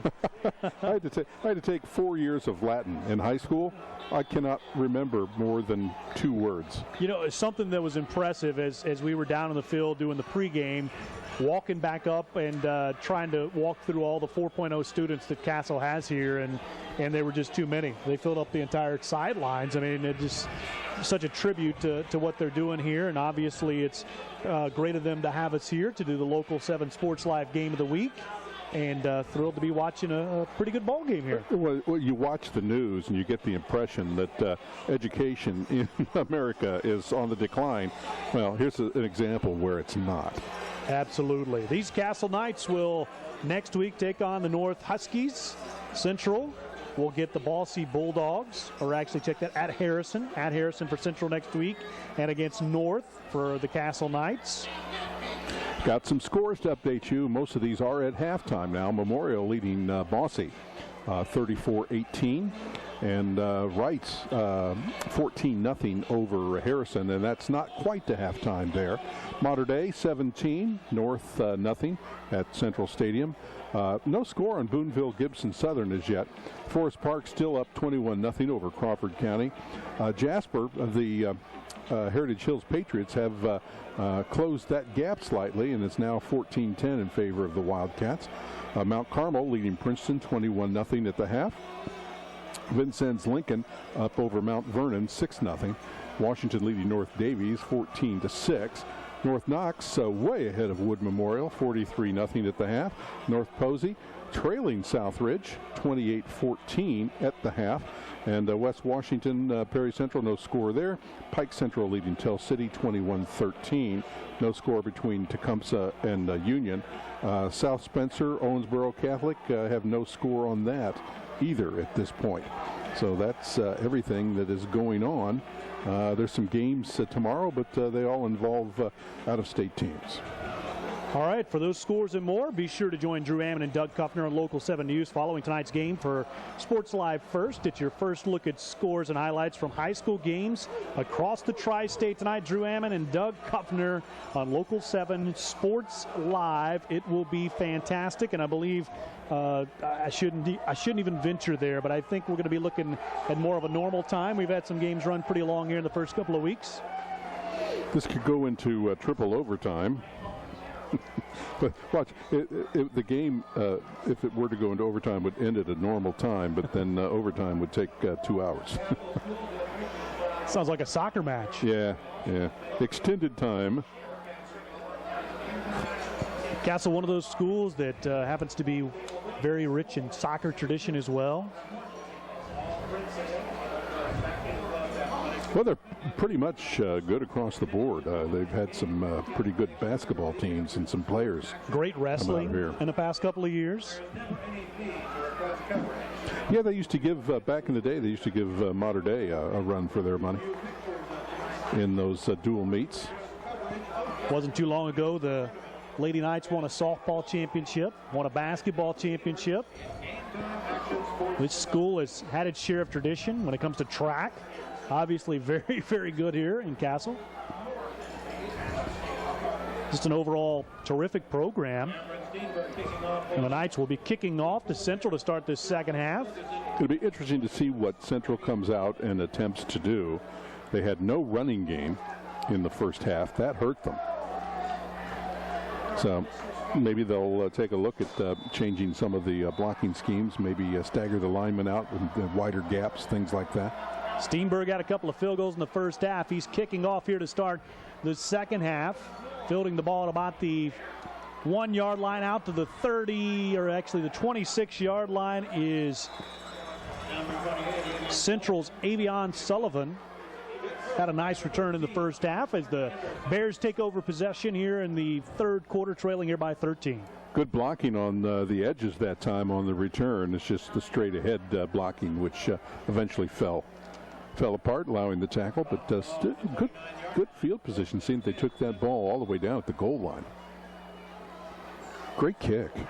I want to talk about some of the Central assistant coaches. I like to get those guys in every week, but Ron Kane, Kim McWilliams, Sean Bennett, DeMarco Monroe, Andy Zirkelbach, Zach Taylor, Kyle Mangold, some of that staff at the Bears that have put together some good years. They were 9-3 last year, 6-5 the year before.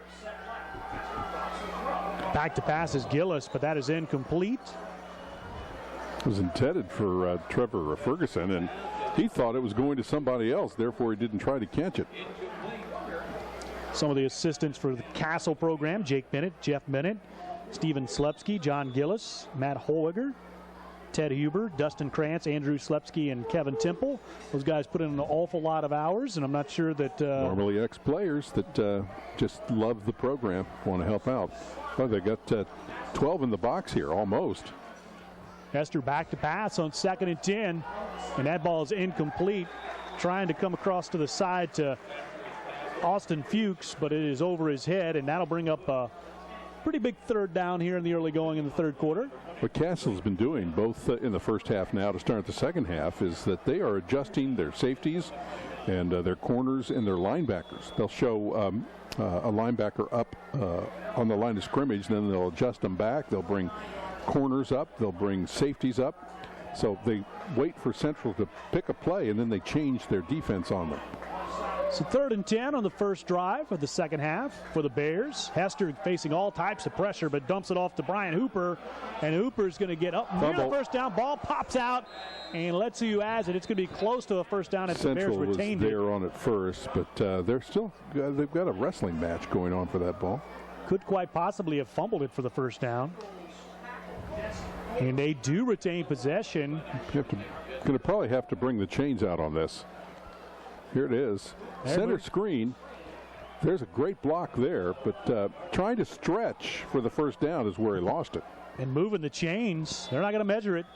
It is the first down, so he did fumble for the first down, conveniently enough. Or it would have been about a 4th and maybe a half a foot. So instead, it's first down from almost the 40 for the Bears. Hester back to Hooper. Hooper trying to go out to the right side, but he is hammered by Jace Talbert Bartley. Well, he's been unsuccessful so far running north and south. That time he tried going east and west. That rarely ever works for you, unless it's a stretch play. Looking on the IHSAA stats, and Jace Talbert Bartley had 5 tackles for a loss entering this contest. That would be 6 now.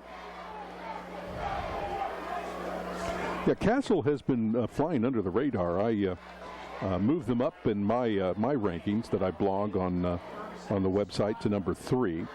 And they could be a solid 2, maybe number 1 eventually. Hester gets rid of it. Tomlinson can't hold on, but I have to absolutely agree. Watching the way that defensive line plays and the way the offensive line for Castle does, and not to mention they have a prolific offense.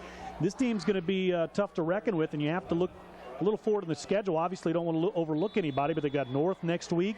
They've got Wrights, and I think we'll learn a lot more about the character of this ball club. They have Mater Dei to play. Yeah, Mater Dei. Central is over the hump now. I mean, they've played Mater Dei, they've played Wrights, and now they're playing Castle. Hester going downfield, and that ball is overthrown. Incomplete, intended for Trevor Ferguson. Could have been intercepted. As Austin Warren was back there and had a bead on it, just couldn't get to it quick enough. So that'll bring on the Central punter for the second time tonight. This is not how you wanted to start the half. Jalen Bender set to kick Back to receive is Joe Redburn for the Castle Knights, who has a touchdown to his credit tonight. 64-yard touchdown catch. Just 20 yards up, you might fake it, but not where you are right now. So Bender, high snap, and the lefty is going to get it off end over end. And Redburn's going to field it and is immediately wrapped up and tackled by the Bears. The official trailing in threw his card down. That always gets me. Does that become the official placement of the ball no matter where that thing lands?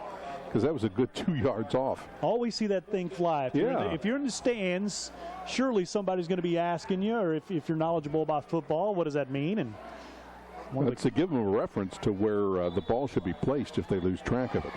Jeffrey Fingers, by the way, with the stop. Nice special teams play. But the Knights taking over. Play action. And Gillis rolling, throwing, connecting. And Castle's Joe Williams is going to take it past midfield and more down to the 34. He lowered his shoulder, and boy, that was a he's hit. Hurt over on the sideline. Put him out of bounds with authority. And it looked like Castle had a trailing wide receiver that was trying to come up and get ahead of the recipient and hit a block, but I think they both hit him at the same time. Williams, a loaded tight end, 5'11", 184 pounds. And the Bears are going to have 1st and 10 from the 35, threatening to extend this bulge that is currently 13 points. See who comes in to replace Tomlinson while they're attending to him over on the sideline. That might be who Castle will go after immediately. Knights with a new set of downs. Gillis has been terrific. Fakes it again, play action, looking deep, got a lot of pressure this time, and he is taken down. Nice sack in on the play for the Central Bears is Avion Sullivan, who's had a nice night, and he'll be credited with a sack, a loss of about 4, maybe 5. They brought in a sophomore, Austin Fuchs, to be the new safety. And I think that's what they were planning on doing, was going long, but good coverage on his part. Fuchs doing double duty, was playing on offense as well. So second, let's call it 12 for the Castle Knights. Finch, the only guy in the backfield for Castle, and once again it's Gillis looking to go to the air and throws it over the head of Finch and just shy of Paris. Not exactly sure which one of those guys he was going to. Both quarterbacks off the mark here in the second half of action. Both Mitch Gillis and Jacob Hester have an inability here to make the connection. Gillis came in top 10 in the state, 723 yards passing. That was before this contest, 10 touchdowns and just 1 interception, 72% completion ratio, which is good on any level. And Gillis, this time pump fakes, flags fly, throws down the field. Redburn's got it at the 16-yard line, but there's a flag at about the 40-yard line, so let's see what happens here. It's procedure. It's going to go against Castle, so they'll bring that one back. How many long gains for Castle tonight have been returned? And you're right, on the money. It is indeed a legal procedure. That's going to move it back, nullify a huge gain for the Knights. So instead of being on the doorstep. That was a great play. I mean, the ball was delivered right on the money. Again, they're going after the sophomore Fuchs, who came in. Let's take a look at that one more time. See if we can pick up the, we couldn't see procedure. That was pretty close to being a touchdown. Seems like Redburn always finds those gaps. Very dangerous receiver, as is Paris. And then you got Anderson. Castle has their share of weapons on the offensive end, that's for sure. Well, safeties are way up.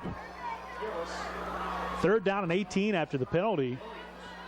So Gillis this time going to air it out, throwing down the field to Paris, and he catches it, but he is out of bounds. Good defense there on the sidelines by Trevor Ferguson. Boy, that was close. That was close. If we're lucky, we've got a replay where we can see foot position. Steenberg on to punt. Could be rough because I think there are a lot of Castle players standing in the way. Very close as Paris was tight, roping the sidelines, but it looked like Ferguson playing pretty good defense, kept him out of bounds.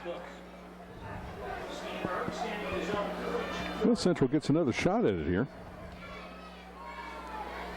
Steenberg has 2 field goals tonight. Nice booming kick, going to be fielded at the 2. Probably should have let it go, and Ferguson is tackled and wrapped up at the 1-yard line. They're going to give him forward progress. Yeah, real close to being a safety, but boy, he was right at the 1-yard line. Should have let that one go, but that's how you learn. So they're going to give him all the way out to the 3-yard line, which I believe is probably giving him a little bit of the benefit of the doubt. That's a gift. It should have been more like the 1-yard line. Should have let that bounce probably, but head coach Andy Owen out. And yeah, he made a move to back up so that he could evade a tackler. Ferguson's made some terrific plays tonight, so certainly not what you want to see for the youngster. And I'm not sure what's going on, but it looks like they're moving the ball up near the 20. You're going to call a touchback? Shouldn't probably be a touchback. I don't know how. I mean, or are they going to have to repunt on a penalty? Not exactly sure what's happening. Yeah, it is a penalty. Yep. They're going to ask to repunt. Wonder if that's a good idea. Will let that one go this time. Yeah. Steenberg's got a foot on him. Yeah, I think that he's college quality punter and field goal kicker, place kicker. Senior, 5'10", 172 pounds, and wouldn't bet the farm, but I'd make a strong guess that he's probably on the soccer team. This time, Ferguson's going to field it, much better field position out to the 23, but he has wrapped up several Knights in there on the tackle, including Jace Talbert Bartley once again. Well, that was 22 yards to the good for the Central Bears on forcing the repunt. So let's see if Central can get something going here. If they score, they're back in this game. Got to stick around because this game could go down to the wire. Bears have knocked on the door, minus a couple of 4th and goals that they were denied by this Castle defense, and we might have a tie ball game right now. Well, I said at one point of the game, both teams were doing absolutely nothing to help themselves out. And that's the kind of game this has been, although Castle has been able to score big. Penalties have certainly hurt the Knights on some big plays. Hooper going to maybe get back to the line of scrimmage, might get one. And we have gone from a half with shotguns, no huddles, lots of passes, to a half that's kind of a little penalty-oriented so far. Well, I think the story of the game is Castle's ability to stop Hooper. He's not been overly successful tonight. So just 11 yards rushing in the first half for Central. And not much here in the second half. This time Hester throwing down the field. He's got his man. It's Ferguson out at the 39. Good for a first down. Well, that was a great pass. And he had 2 defenders that he had beaten. And there was only one place that ball could have been placed. And it was there. They're going to bring this one back. Yep, there's a flag back there. It's going to be a hold. There was a moving pocket to the left. Once again, another penalty has been the story of the second half. The big plays we've seen so far in the second half, it has been scoreless, have been nullified by penalties, as was this play. Yeah, here's the replay. Now look, there's 2 defenders right there. Put it right into his hands. Negates the 1st and 10. So now they'll be back, what about the 12-yard line, 13-yard line? Huge penalty. Long way to get the 1st and 10 to all the way up to the 34. Nullifying a big play by Ferguson, who's had a nice night, regardless of the play that was nullified by a penalty where he called the punt. Good-looking junior. But these Bears have a long way to go. They need 20 yards here on second down. Hester looking deep, and he's going to go down. Knights with a sack. Yeah, they were running the same pattern as before, and he had to look that one off and was kind of looking over in the direction of Tomlinson, who's nice to see him back in the game on offense. He was pretty well banged up on defense a few minutes ago. Mitch Carter big junior, 6'3", 188, as we see this replay. Hester says the same deep. play as before. That was a completion, but then he had to look the other way. Too much time. Boy, Carter put a hit on Brian Hooper and just went in and manhandled Hester. You don't want to see that guy coming if you're a quarterback, and now it's 3rd and forever. 28 yards is what the Bears need. That's where you do a quick kick, you know, but they're not going to. Hester going deep way over the head of Ferguson. That's going to bring up a 4th down. Can't blame the Bears for trying to air it out at that point, but that'll bring on the punting unit once again. 3rd punt of the game for the Bears forthcoming. Jalen Bender to do the honors. Hester's got a great arm. That ball sailed past the 50-yard line, and he threw it from about his own 4. Once again, the ever-dangerous Joe Redburn back to return, standing in just inside his own 40 as Bender goes back to kick.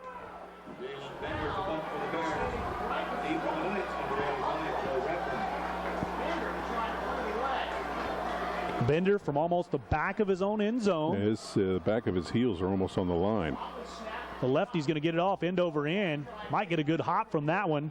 Uh-oh. Redburn tried to pick it up, but falls down at the 38. Yeah. Late hit on the play, and that's going to move up Castle probably to about the 24-yard line. But let's take a break. The Knights are going to have it. When we come back, you're watching the Local 7 Sports Live Game of the Week on Local 7 WTVW.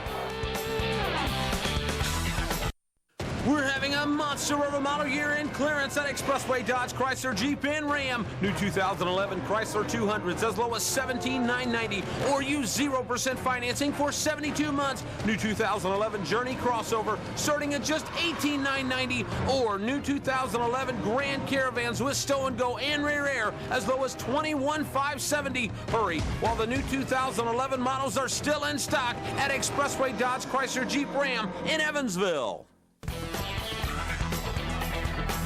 Back here at Paradise, Indiana, Castle leading 20-7, and we just saw a penalty, looked like a late hit. Let's wait and see what the exact call. As we went to break, we saw an additional flag come out, so we're thinking that too, that the referee's pointing as 2 penalties.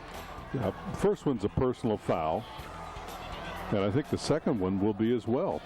The second was more like unsportsmanlike conduct. Absolutely, personal foul, and then unsportsmanlike conduct will nullify the penalty, and I believe it'll be half the distance. I thought maybe they would re-kick it during that situation, but since it was after the play had occurred, we're probably looking at the ball just being where it was actually fielded. And indeed, that's the case as Castle goes to work on the offensive side. It was a spear with the tackler coming in because the guy went down, and he came in with his helmet, led with his helmet. So Gillis has his team from 38, hands off, and it is Finch. They must have been offsetting. That's why there's no penalty there, because that was after the play was blown dead. And there should have been a 15-yard penalty, so they threw the second one, and that one went against Castle. So they negate each other. So penalties still flying during this 3rd quarter at a rapid speed. 2nd down and 7 from the 34-yard line. It's Finch once again getting down to the 30 as the Knights start working on that ground game. Well, this time Castle running a tight end, and they've been doing that off and on all night long, and they can pass from that set tight end as well. Don't want to forget the Local 7 Sports Live Player of the Game coming up a little bit. Brought to you by the United States Marine Corps, the few, the proud, the Marines. Each player will get a trophy from Awards World. We'll let you know in the 4th quarter who wins tonight's awards, as well as the play of the game. It's Finch once again on the left side, got enough for a 1st down and more. Probably down to the 22 as the Knights have a new set of downs to work with. 5:17 to go here in the 3rd quarter. Knights up 20-7. Morrow leading Bossy into the 2nd half now, 34-18. And Wrights still 14-0. That's showing in the 1st, so need to get a more updated version of that game. Mater Dei at halftime still leading North 17-0. Couple of yards up the middle. Quarterback keeper, Gillis.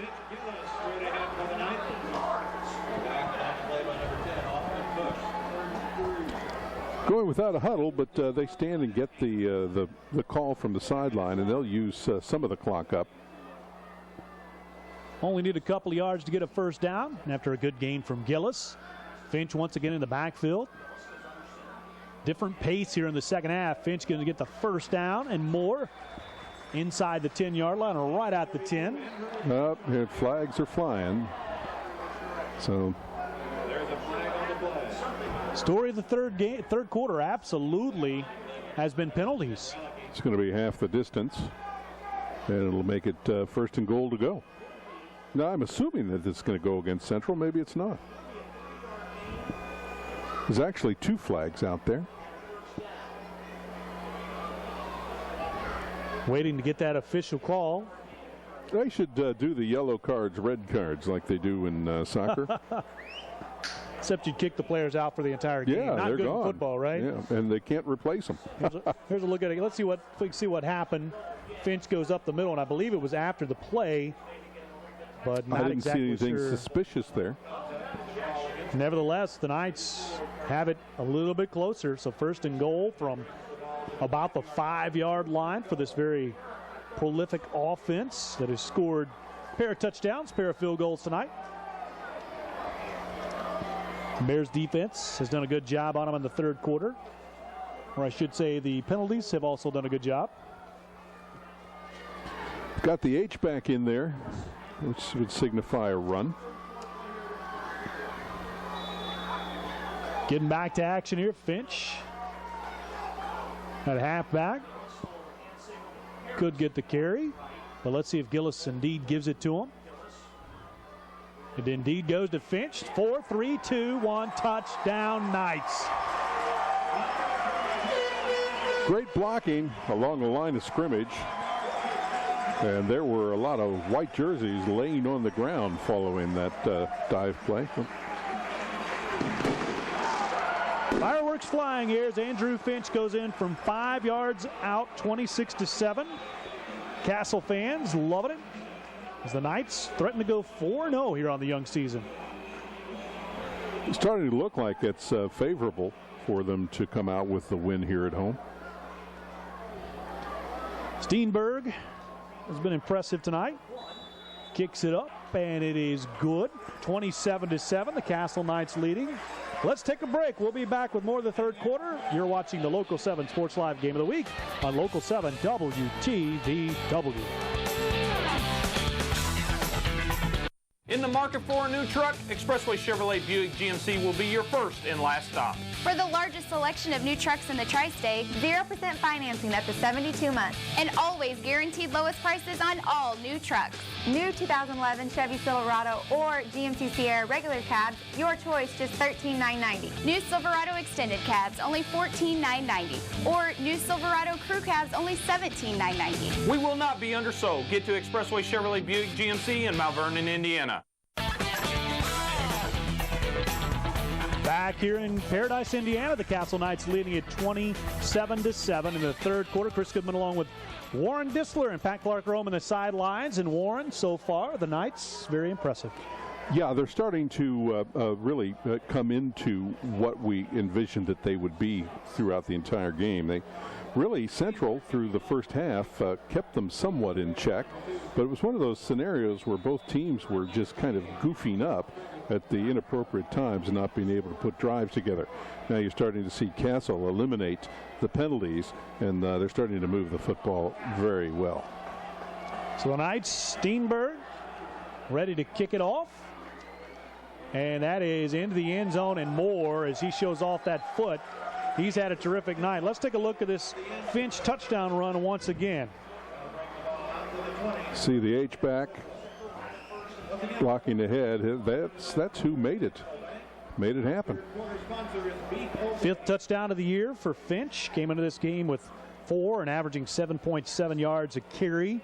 365 yards coming into the contest. Didn't have a lot in the first half, but he has added to that total here in the third frame. Yeah, Tyler Paulus was the H-back. Junior, 6 foot, 171. They'll bring him in at the fullback position. Used to be fullback. Now they call them H-backs. H-backs just normally signify that they very rarely will ever carry the ball, just in for blocking. Bears down but not out with this great offense. It's Hester going to Ferguson, going to get about 3, maybe 4. Well, you know, if that's how you start a drive, it's got to start somewhere other than negative yardage. And you regroup, you throw under the coverage, force them to come up, and then see if you can't stretch it downfield, throw long. No huddle once again. Clock under 4 minutes to go here in the third quarter.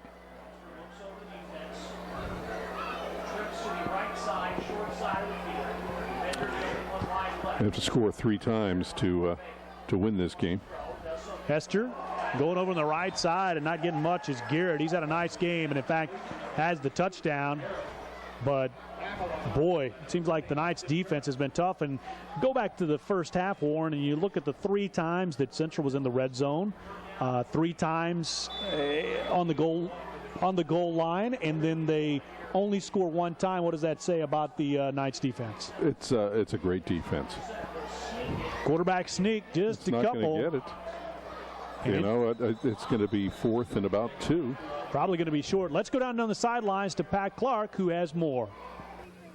All right, thank you, Chris. I know we have an exciting football game going on here right now, too. But, of course, this weekend marks the 10th anniversary of the September 11th attacks. And as you can see here in the background, we do have representatives from the Newburgh Fire Department as well as from the Warwick County Fire Department and Warwick County Emergency Services. Let's try that one more time. Warwick County Emergency Services. They have been here all night hoisting the flag above the game for everybody to see and for everybody to remember. Back up to you, Chris. As we get back to the action, John Beckner just comes through the middle. We'll have to check out a replay of that, I hope. I don't know if he jumped before they said hike or... Somebody jumped. There was some sort of movement there, and I kind of anticipated seeing some flags even before Hester got hit. Well, Beckner has had a terrific game, so how about that? The Bears now on defense as Castle takes over. Good grief, what a hit as Gillis and company come back. Yeah, we could have a defensive player of the game tonight, huh? Yeah, absolutely. If not Gillis, Finch working on some yardage himself. Jumps over the pile. Ball's loose. Couple, but the ball is loose. And Central's got it. The Bears have it right back. How about that for Central? Well, how things can turn around very quickly. Now let's see what Central can do with it. Right now, all they've been doing is little 3-4 yard drop passes. Ben Williams, just a freshman, gets in there for the fumble recovery. Big moment for him on the televised game of the week on Local 7. Probably would much rather have a win or be a little bit closer at this point. DVRs are running pretty heavily tonight, I would think. Mater Dei going up another touchdown over North, 24-0. We saw the Wildcats last week. They looked terrific. Hester throwing and incomplete. Intended for Bender. I think what Hester's going to need to work on next week is not continually looking at the intended receiver. If I were a linebacker or a cornerback, I wouldn't be. I'd just be watching the quarterback's eyes, and that's where I'd go, because that's what's happening. Alec Baker, nice defense for the senior. We've called his name several times tonight.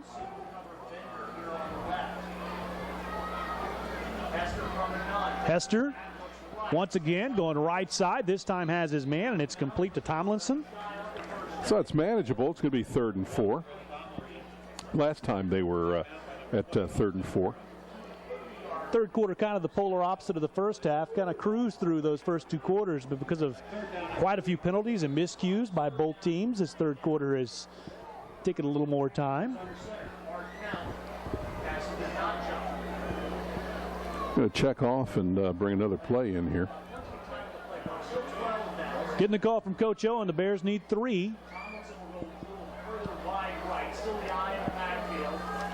So up the middle, he goes to Hooper. He's got the first down and a couple of more as the Bears continue to move the ball down here by 20. Finally, Bryant Hooper gets some room and turns that into a nice gainer. That one run, I believe, for Hooper was more than the total yardage on the ground for Central in the first half. So a new set of downs for the Bears here on the 38. Trying to come back, but this time he is drilled. Hester knocked down by Michael Vaselli. And boy, the Knights defense seems like just about every one of those defensive linemen, we've called their name at some point. Hester could maybe heard the footsteps. I don't know. He was blindsided from the left side. He's fine. He's popped right up. But then again, it was not a vicious tackle. It was right around the waist. Knights very impressive on defense here tonight. Leading here 27. Big blitz coming here. Absolutely. Hester's going to have to get rid of it. Not much time to think, and he is going to evade one guy, but not the rest of the Knights. And they are going to knock him down. Probably should have fell, but you can't fault them for the effort there.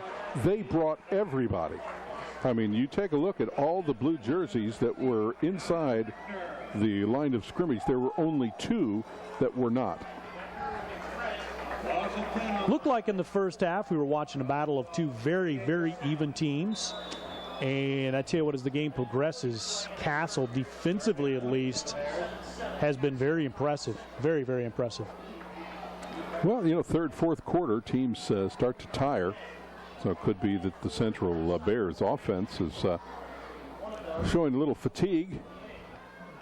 3rd and 20 for the Bears. They'll need a long way to go before they can get it. Hooper's going to get a couple, but not nearly enough for the first down, as the Bears will once again probably have to punt. That's 4th and about 14. I would think that they would punt here. They're bringing on the punt team. Hooper's had a tough night getting away from that Castle defense. Just about every time he's run the ball or caught a screen pass, it seems like 30 Knights are there. Look at all the blue jerseys that rush to the ball. A lot of speed back there in that secondary. Jace Talbert-Bardley, one of the young men on the stop as we go under 40 seconds here in the third quarter. Bender back into punt.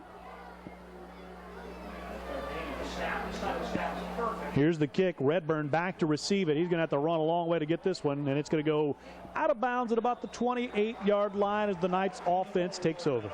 Well, those punts are returnable if they get into the general area where you can field them on a bounce, and but that hasn't happened yet.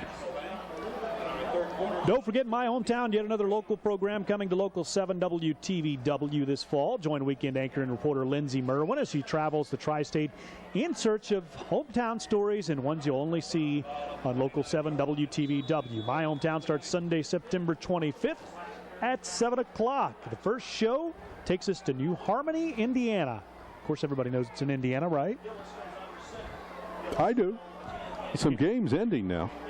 We'll get to those after this. Finch tackle, go ahead. These are Eastern Time Zone games. Forest Park winning big over Crawford County, 42-10. Washington, the Hatchets, beat North Davies, 28-6. So a battle of Davies County there. North Knox winning huge over Wood Memorial, 40-0. And Southridge out ahead of North Posey, 28-14. So could be that both of our teams that we see next week may be coming off losses. Absolutely. Let's take a break. You're watching the Local 7 Sports Live Game of the Week on Local 7 WTVW. In 1 year, we served more than 1,500 children, their families, and extended families. But it all started with one child in need and one community joining forces to build the Ronald McDonald House in Evansville. Now you can be one to make a difference. Come to a participating McDonald's to donate your spare change, whether it's 1 penny, 1 quarter, or $1, and help make big change for children and families in the tri-state area. We're having a monster of a model year-end clearance at Expressway Dodge Chrysler Jeep and Ram. Save up to $10,000 on new Ram trucks or use 0% financing for 72 months and get a free Hemi engine. New 2011 Ram 1500s as low as $15,677 or a new 11 Ram Quad Cab just $17,990 or use 0% financing for 72 months. Hurry while the new 2011 models are still in stock at Expressway Dodge Chrysler Jeep Ram in Evansville.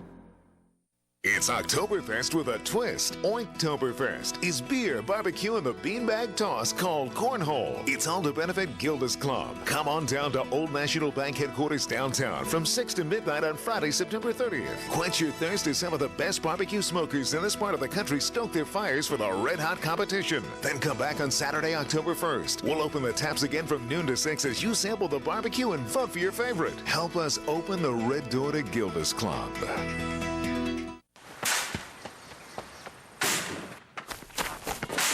Many will hear the calling. Move it! Yes, sir!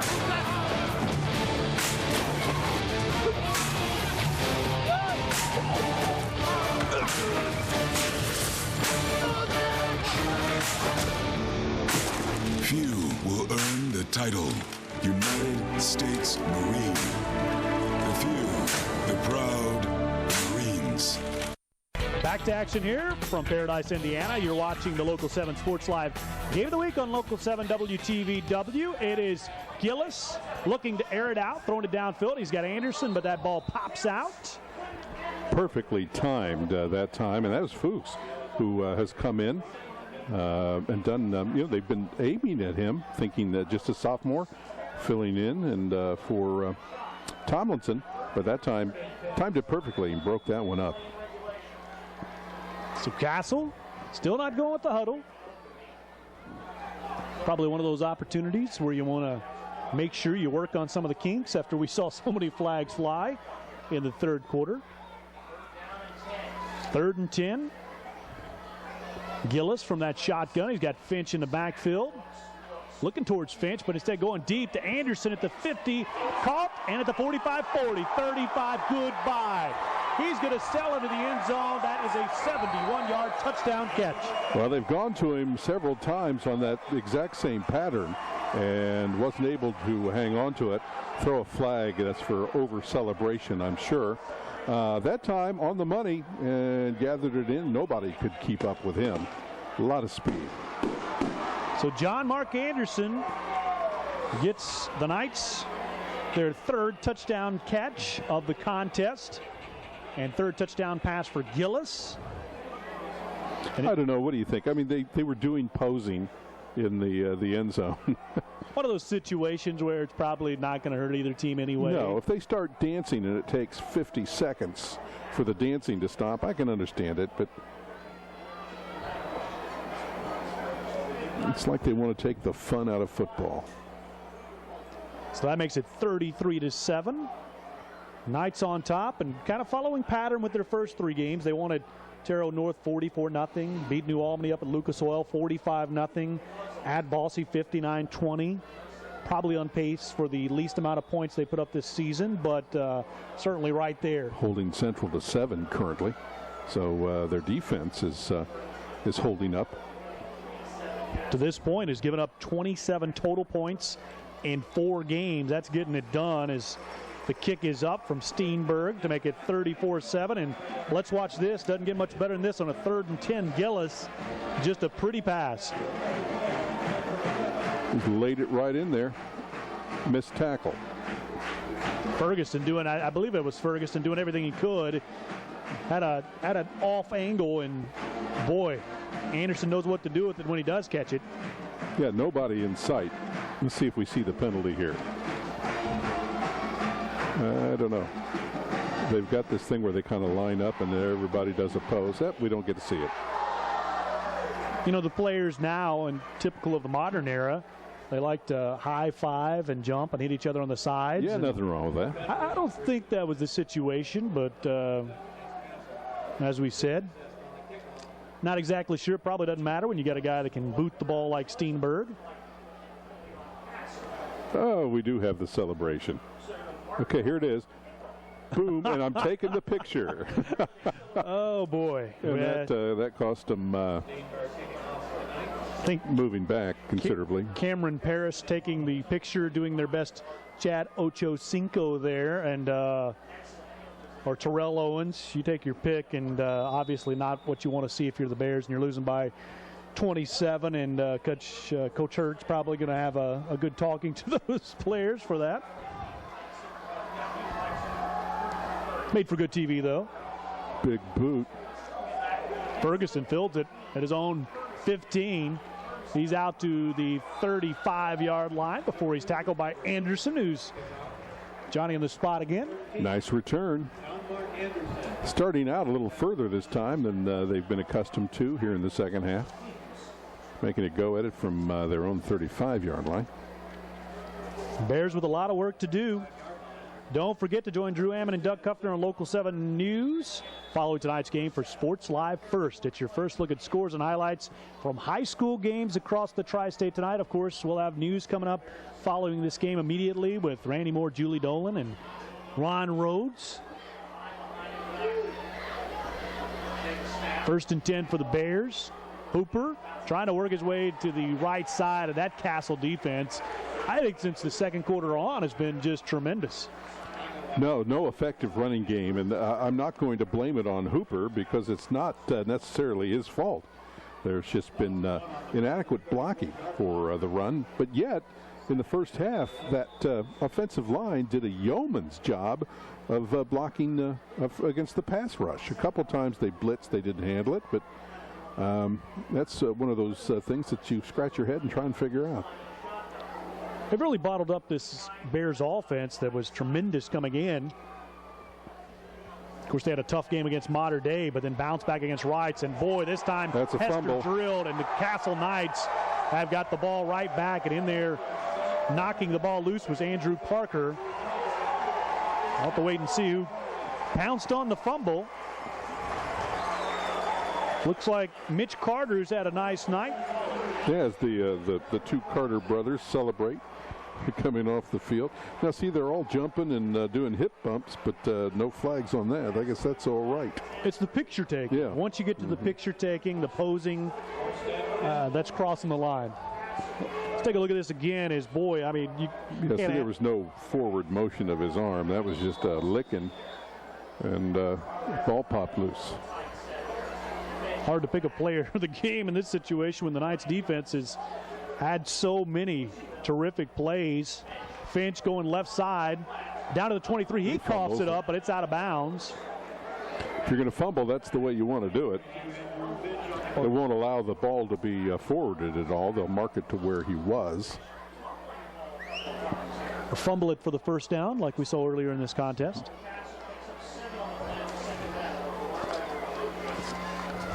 Sure, Coach Herp would just rather see him hold on to the ball and secure win number 4. Yeah, I think they'll, as long as they can run effectively against the Central Bears, that's the way that they will play this game out. Finch in the backfield. That clock at 10:35 to go in this contest. Up the middle, he's got a big hole. Down to the 8-yard line before the Bears finally wrap him up. There was no linebacker in the center behind the line, and it was just wide open. William Puckett in there on the stop. But that gives the Knights first down and goal, threatening to score here again.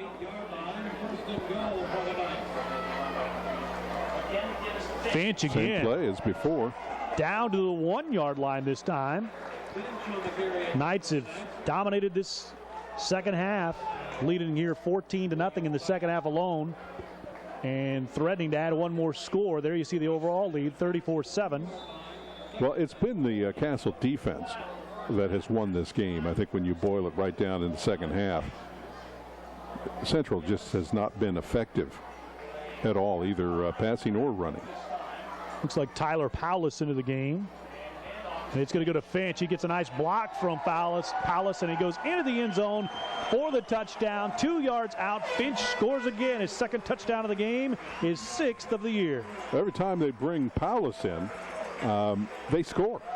He basically just bulldozes everybody that's in front of him, and it gives the running back an option of either going right or left for the score. Powless listed as a linebacker, no doubt, as the fireworks go off here. Paradise, Indiana, one of the things they do here.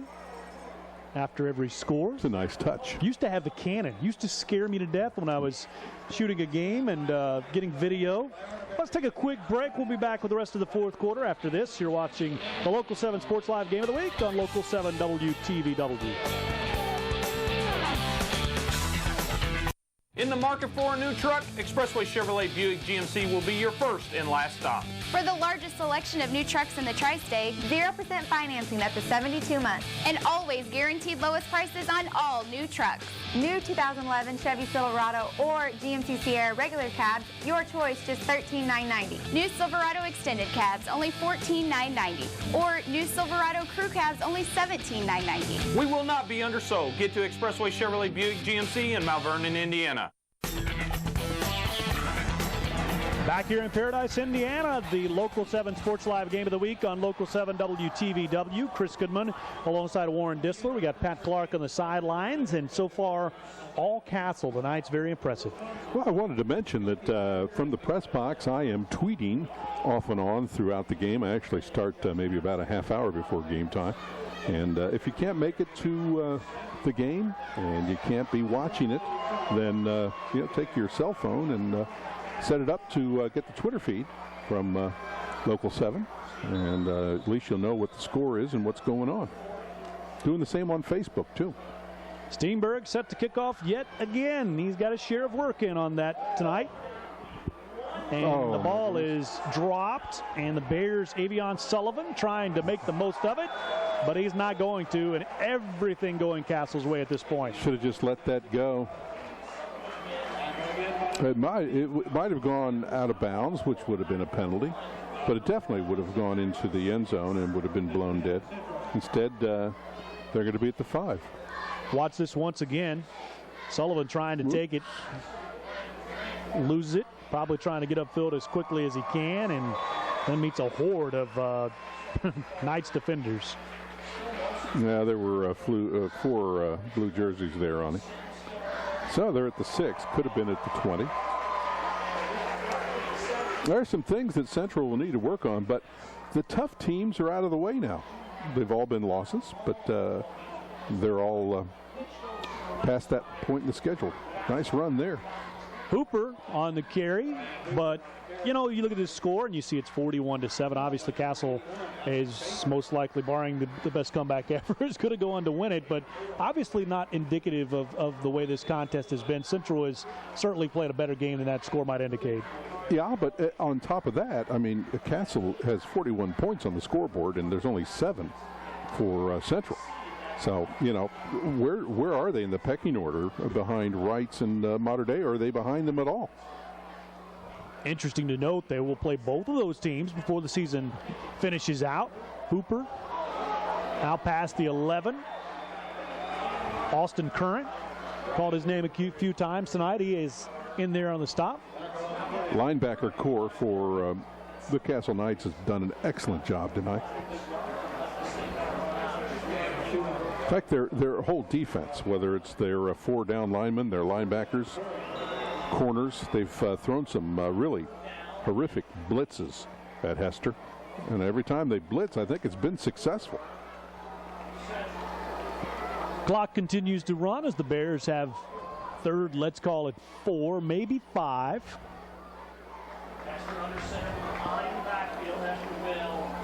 This time, it's Hooper. Third straight carry, not going to be nearly enough. So the Bears probably will bring on the punting unit once again. At least you'd think if they went into the I formation and they had Finch running at a fullback slot there, and he went off tackle and got a block, but it was run the opposite direction. So when Hooper, it was Garrett, I'm sorry, that got the good block. You get the feeling that Redburn, if he sees very many more opportunities returning punts, he's going to break one. Got a lot of speed, had a touchdown catch, the first of the game, 64-yard touchdown catch. Yeah, Bender kicks him low. Bender with a nice kick, beautiful kick. Going to send Redburn all the way back, and forget that notion, it's all the way back to the 41. That would have been a Willie Mays catch had he gathered that one in. All right, let's take a look at the Local 7 Sports Live players of the game. Brought to you by the United States Marine Corps, the few, the proud, the Marines. And for the Castle Knights, we had to pick a defensive player, Warren. Yeah, that's who won the game. I mean, the offense is flashy. Yeah, they've thrown up 41 points, but they've held the Central Bears to a mere 7. John Beckner, big number 58, several tackles for a loss, among a host of Castle players who had a great game. And then David Garrett for the Central Bears. He's got the touchdown run, got a lot of work on offense and defense. Our players of the game brought to you by the United States Marine Corps, the few, the proud, the Marines, and they'll get trophies from Awards World. There's Paulus into the game, not blocking this time, getting his own carry. He was really down. They're going to call him down. Yeah, Marine Corps sets up with our tailgate party, and I went over there and ripped off 25 pull-ups. I saw those guys walking in, and I saw them doing pull-ups, and I just thought, where is the time gone? What has happened to me? I don't even think I could attempt one of those. Those guys are buff, they're strong, and well, now the equivalent for me is getting up off of a couch or a sofa, or walking up the steps. Yeah, that's my at the Wrights Bowl, or you're at Castle. Gillis has got Paulus in the backfield. The Knights running some clock. Paulus sticks to his feet. The 45, the 50, 45, 42, 41, and he's finally ridden down by Ben Relicki. Throw a flag on that. And I don't know whether they're going to call that as being tackled out of bounds, but I think that's the wrong call. They'll tack on extra 15 yards to the run. And what Paulus is saying is, Coach, give me the ball some more. Had the ball at the 40-yard line, got all the way down to the 38 of Central. So that is a 22-yard pickup for Paulus, who we've seen him block quite a bit tonight, but now that Finch is out of the game, Paulus getting a steady amount of runs. They're calling that penalty against Ben Relicki and for tackling out of bounds, but it was real iffy. Let's see if we can see it here. He was still moving. Not going to see much. Not going to see much better effort than this. He's starting to push him over. Yeah, we didn't see the end of it. And there he goes again. So this is the Paulus hour now. Paulus, big number 15, just a junior, 6 foot, 171, listed in the Castle Media Guide as a linebacker. Who would doubt it? Well, I think they found themselves a nice running back there. Knights looking to improve to 4-0. 5:50 and counting here with a 34-point lead. Paulus this time right up the gut. May have got back to the line of scrimmage, bringing up about a 3rd and 5. Don't forget that Drew Ammon and Doug Kuffner will be with us on Local 7 News following tonight's game for Sports Live First. It's your first look at scores and highlights from high school games across the tri-state tonight. Should be a great show. Lots of fantastic games tonight. We got Jasper Heritage Chills possibly coming down to the wire. We got Modern Day North, Bossy Memorial. Well, we have North Posey and Heritage Hills next week, and they were both losing the last time we looked. They're going to bring up a 4th down now. Paulus trying to get around the right side that time. And that clock continues to roll as ineffective Paulus on this run. And once again in there on the stop. Nice tackle. Ben Relicki might have gotten fired up a bit by that penalty. Well, Modern Day wins 27-0 over North. That's a final. And Memorial extending its lead over Bossy 41-18. Had a feeling the Tigers would bounce back strong after we saw them last week. There's Paulus down inside the 15, probably the 14-yard line, and he did. Yep. Absolutely. So just when you think the Knights are going to give it back to Central on downs, big Paulus, number 14, gets the first down. Wrights over Harrison in the 4th, 49-6. So, I'm going to keep them at number 1. I'm doing this top 10 regional ranking every week on a video blog on I don't think the station website. I think they said he didn't get it. He was short. Fine detailing of it. Oh, okay, no, you got it. Do you know Marshall's? Never pay full price for fabulous. Marshall's.